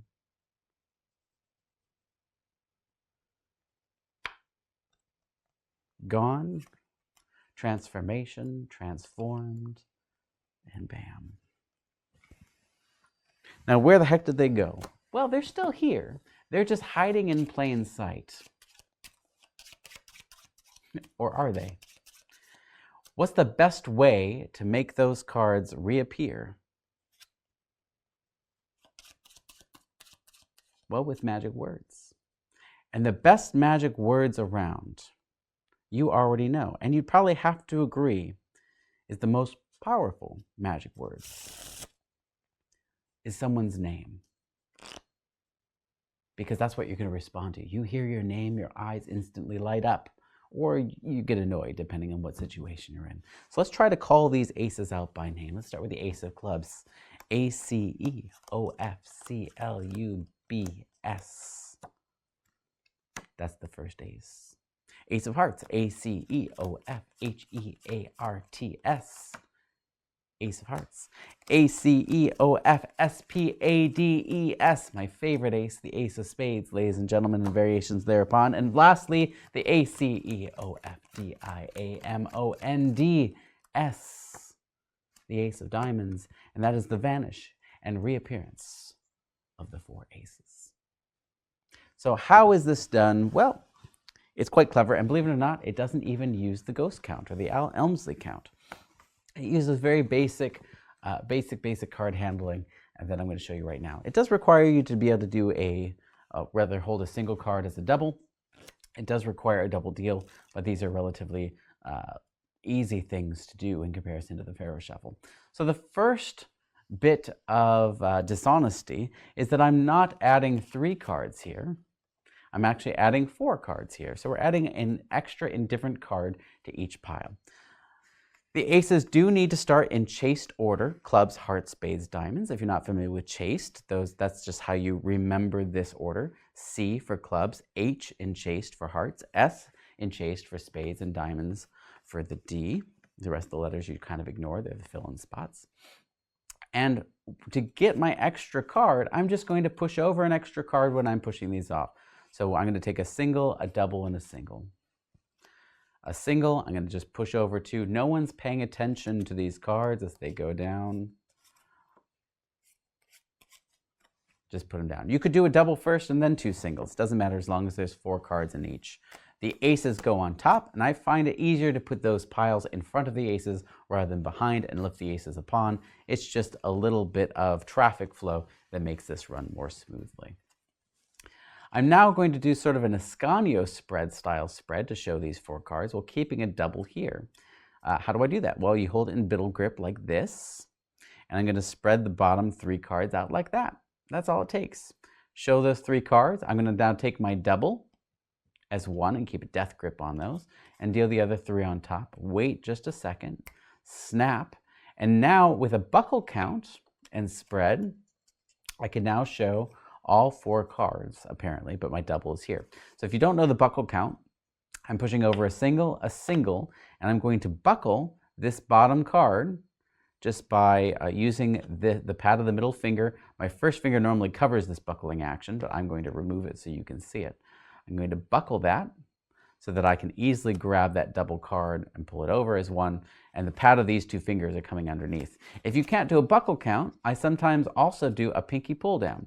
So I'm going to deal 2, my pinky reaches over and pulls down just 1 card. This is much harder, but allows me to grab those as 2 and come in here. Now I can show this card freely, pin the double on top with my thumb, and show these 2 cards freely. When the cards come back together, I need to get 1 more card at the back, and I simply feed these 2 cards between these 2 by reverse spreading here and inserting them in. This allows me to then turn the packet face down and then apparently display the cards one at a time without an ace being seen. Here's what's happening at this point.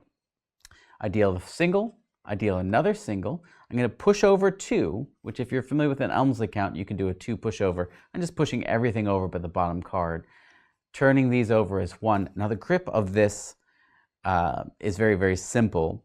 The pad of these 2 fingers and the thumb trap the corner, and I'm swiveling at the wrist here. I'm not swiveling my fingers because these will split. So I have a death grip, my fingers are locking this in position, and these are turning over. That's how you show, and immediately square up. The next one, we're going to repeat the same actions that we did before, except this time, with that ace, it's going to go take a single, and it's going to go face down in the middle here. So I'm going to riffle down 2 cards, 1, 2, and place that in the middle, square everything up, make a comment about how it just has to touch and come into contact with a few of these cards to turn it into an indifferent one. Now I can stencil squiggle, which is simply to hold these 2 cards as 1, like this. So that double at the bottom doesn't move, but apparently it shows a singularity. These 3 cards, or rather it looks like 2, but it's 2 parading as 3, go on top of these 2 cards, turn them face down, and then I can again do that same deal with a single, a double, and a single to display apparently that ace is gone. Next, the next packet. So we start with that same spread. I'm going to take this double this time, turn these over, and I'm going to place that double in between the top, the first card and the second card, leaving it out jogged. Now I can square everything up, show this card, and I'm going to now secretly slide that in so that I can do a spin change. Now, a couple touches on this that make this really, really sing. That is, my grip here with my middle finger and my thumb on the long sides allows my first finger to push that bottom card in, and my first finger to come and finish and push it in the rest of the way without the sides of it splitting out or that card coming unaligned. That first finger is now pushing in the center of that card, pushing up, my thumb on top at this position allows me to have a pivot point to be able to spin that card around and apparently affect the change. This goes straight back inside, And the deal is the same as before, a single, a double, and a single. It looks really great. And last but not least, we're going to do a paintbrush change to change this last card. I just grab whatever card is the most contrasty card of the bunch of those three, deal that to the table, square up the other two. This double is going to be jogged to the bottom like this, so that when this is taken and put on top and pushed forward, I'm only going to push forward the ace, allowing that to split here. So my middle finger is contacting the ace. My first finger is holding on to this top face down card, and those are both pushed forward. Now, what I'm waiting to feel is this double to come out and hit my thumb as I'm pushing these forward. That way I know that that double and this face down card are aligned, so that I can now bring it back. I'm going to clear that back edge and bring it right back on top, being careful not to accidentally split this card. Say, look, you only really need one card to come in contact with that card to affect the change. So you're just bringing it all the way square and bringing it all the way back, being sure that that ace stays covered as you now show. This goes straight on top. Turn everything over, and you now have that same single, single, double, single to show that that last card is gone. These are now placed on top of these cards, and the deck is turned face down for an overhand shuffle sequence. Now, you have to remember a sequence of 4, which is 5, 6, 5, 7. That is the number of cards we need to run and toss on top before our Pharaoh shuffle to get the aces into the right position so that we can spell to them. What do I mean by 5, 6, 5, 7? This is what I mean. We're going to run singly 5 cards. 1, 2, 3, 4, 5, just like we were overhand shuffling cards, and toss the balance on top. Then 6, 1, 2, 3, 4, 5, 6. Then 5, 1, 2, 3, 4, 5. And then 7, 1, 2, 3, 4, 5, 6, 7. Now we're going to perform one perfect in Pharaoh shuffle. So we need to cut exactly 26 and 26 and perform an in Pharaoh shuffle, so the original top and bottom cards are going on the inside. This positions all of the aces into the proper places to now spell to in chaste order. Let's check. Ready? Let's do it face down. A, C, E, O, F, C, L, U, B, S. It's going to be the next card for each one, so that's the ace of spades. A, C, E, O, F, H, E, A, R, T, S. That's the ace of hearts. And then A, C, E, O, F, S, P, A, D, E, S. That's the ace of spades. And A, C, E, O, F, D, I, A, M, O, N, D, S. That's the ace of diamonds. And that is Colin's spell.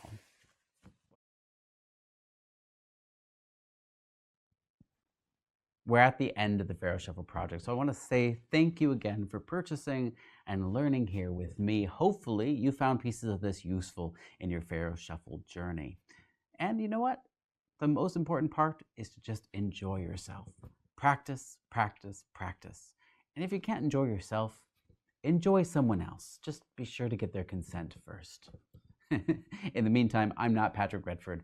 I'm still George Tate, and thanks again. You can find us on the web at patrickredford.com. That's where all of our different projects happen to be. So please join us there, join our mailing list, hop on, and don't miss out. You can find me on all the socials as both Patrick Redford and as George Tate, and you're welcome to join me under either of those nom de plumes. Until next time, we'll see you soon.